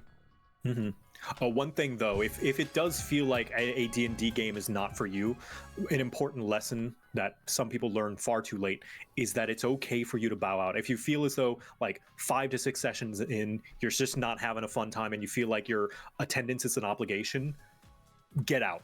No D&D is better than bad D&D. Because bad D&D wastes everybody's time. Yeah. But that was pretty much all of my questions. I know you have to go here in a little bit, so I don't want to take up too much of your time. But no worries. Thank you so much for coming on. It was really fun. I was really happy to get to know you. I wrote down so many questions, and I think you answered half of them within the first 10 minutes, and this is making me realize I just need to write fucking more like specific questions, because the vaguer they are, the more they get answered accidentally. And then the rest of it was like, okay, we're just gonna go off tangents from now on. Like, yeah. Well, I think you did a pretty good job of like following up on those tangents and adding in your own stuff. So I think you did completely fine. If anything, like for point of reference, in my little date nights that I did during my subathon, I didn't write down any questions. We were just kind of shooting the shit. So you're already doing a lot more prep work than I did, and I think you did a great job. Oh, I mean, the questions are normally supposed to be backup. So if I end up relying on the questions too much, it's like, it's better to shoot the shit and then kind of get into questions when you have nothing else to talk about. That's fair. That's fair. But yeah, like I think you did great. Well, thank you. I appreciate it. I wanted to ask you a couple of more, but I will save it for the next time I see you. I think it'll be a good time. And it's always, I mean, there's no rush to get everything and learn everything about a person in one day, you know? Yeah. Well, with that being said, I appreciate you coming on, and like I said, I know you have somewhere to go. I don't know if you have to like actually travel somewhere, or if you're actually just gonna watch something. No, not going anywhere. I just firstly I need to eat because I'm a hungry little boy. But also after I eat, I'm going to be attending a thing in Final Fantasy 14 because it is an MMO and it has community events. There's going to be a get this, a Pride celebration dance concert that I'm going to be attending and streaming as well. Plug, advertise, clout chase. I was gonna ask you if there's anything you wanted to promote, so I mean it fits in. Yeah, so yeah, I'll be streaming right after I get back at the turn of the hour. It will be 30 minutes before the show. A free company, basically a guild in the game called Flourish, they do dance performances by using the in-game actions. If you've never attended a 14 dance show, this is your chance to see what it's like. So yeah, I will be streaming my perspective. I'm probably going to get a special seat. If Denmo McStronghuge is not there, then it will be me. Unless he is, if he is there, he's gonna steal my seat, like the little puntable Lalafell that he is. No, he's great. It sounds like a faux machinima kind of thing. Kind of, yes. It follows the same methodology of using actions and emotes in the game to perform, but just live. So, and using special effects and all that stuff too. Like, I actually participated in one for Halloween, doing my original song which is a parody of the Monster Mash, the Spooky Slice that I Ooh. made when I made the guide to Melee DPS.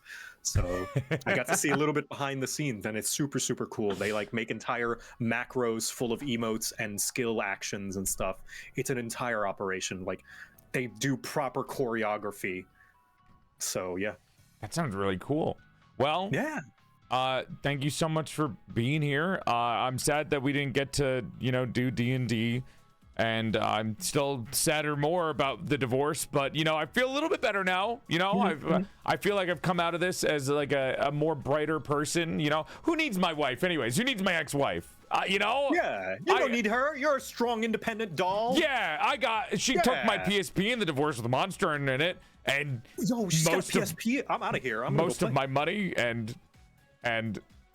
left me with the kids. But I have friends like JoCat. No, you said she had a PSP at Monster Hunter. I'm gonna go grab mine. What? But we were gonna hang out.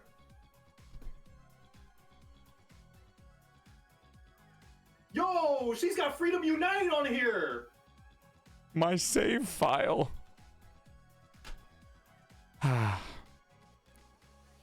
Well, I guess there's bigger fish in the sea, like crying in my bed. So thanks, JoCat, for coming on to Porcelain Parlor. And if you guys want to watch any of the other date night videos / Porcelain Parlor videos that I've done in the past, you can click on the link down below. There's the playlist right there. And if you want to check out JoCat, if you're watching this in the future, make sure to check the description. You can see all of his social media references down there. Make sure to go give them a follow and say thank you to them for coming onto the show. Whenever this does come out, if it becomes a video, or if you're watching this live, make sure to go check them out now.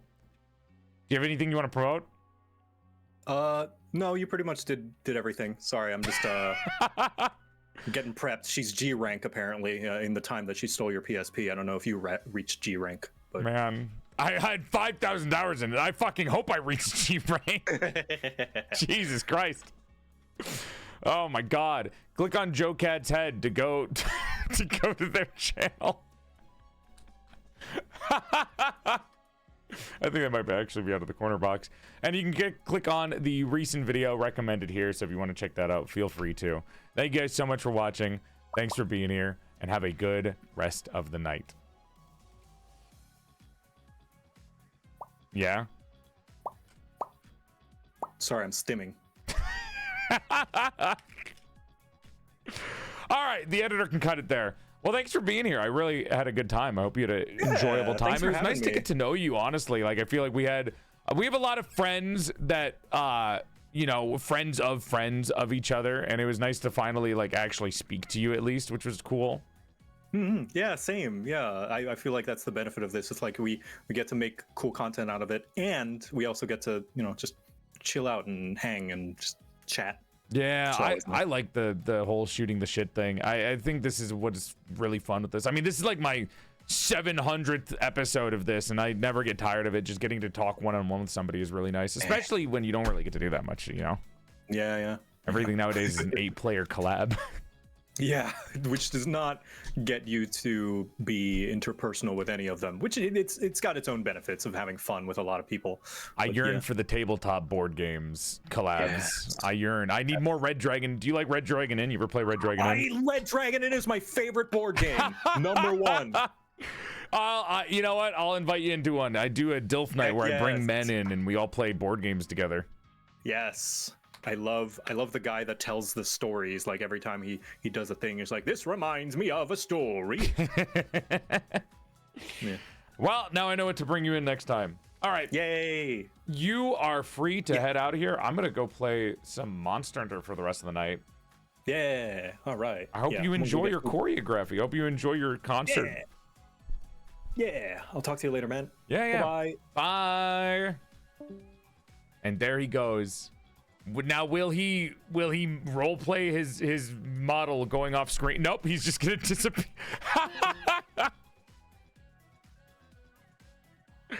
I should have figured. You know what? It's fine. I figured it was gonna happen in the first place. Role play is earned. It is not to be expected.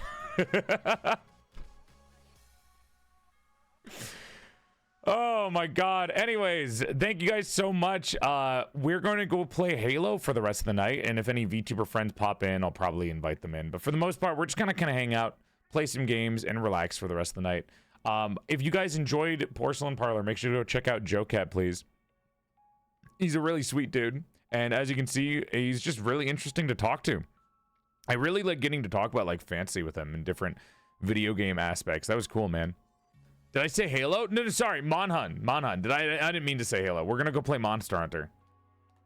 We're gonna go play Monster Hunter Wild. Sorry, not Halo.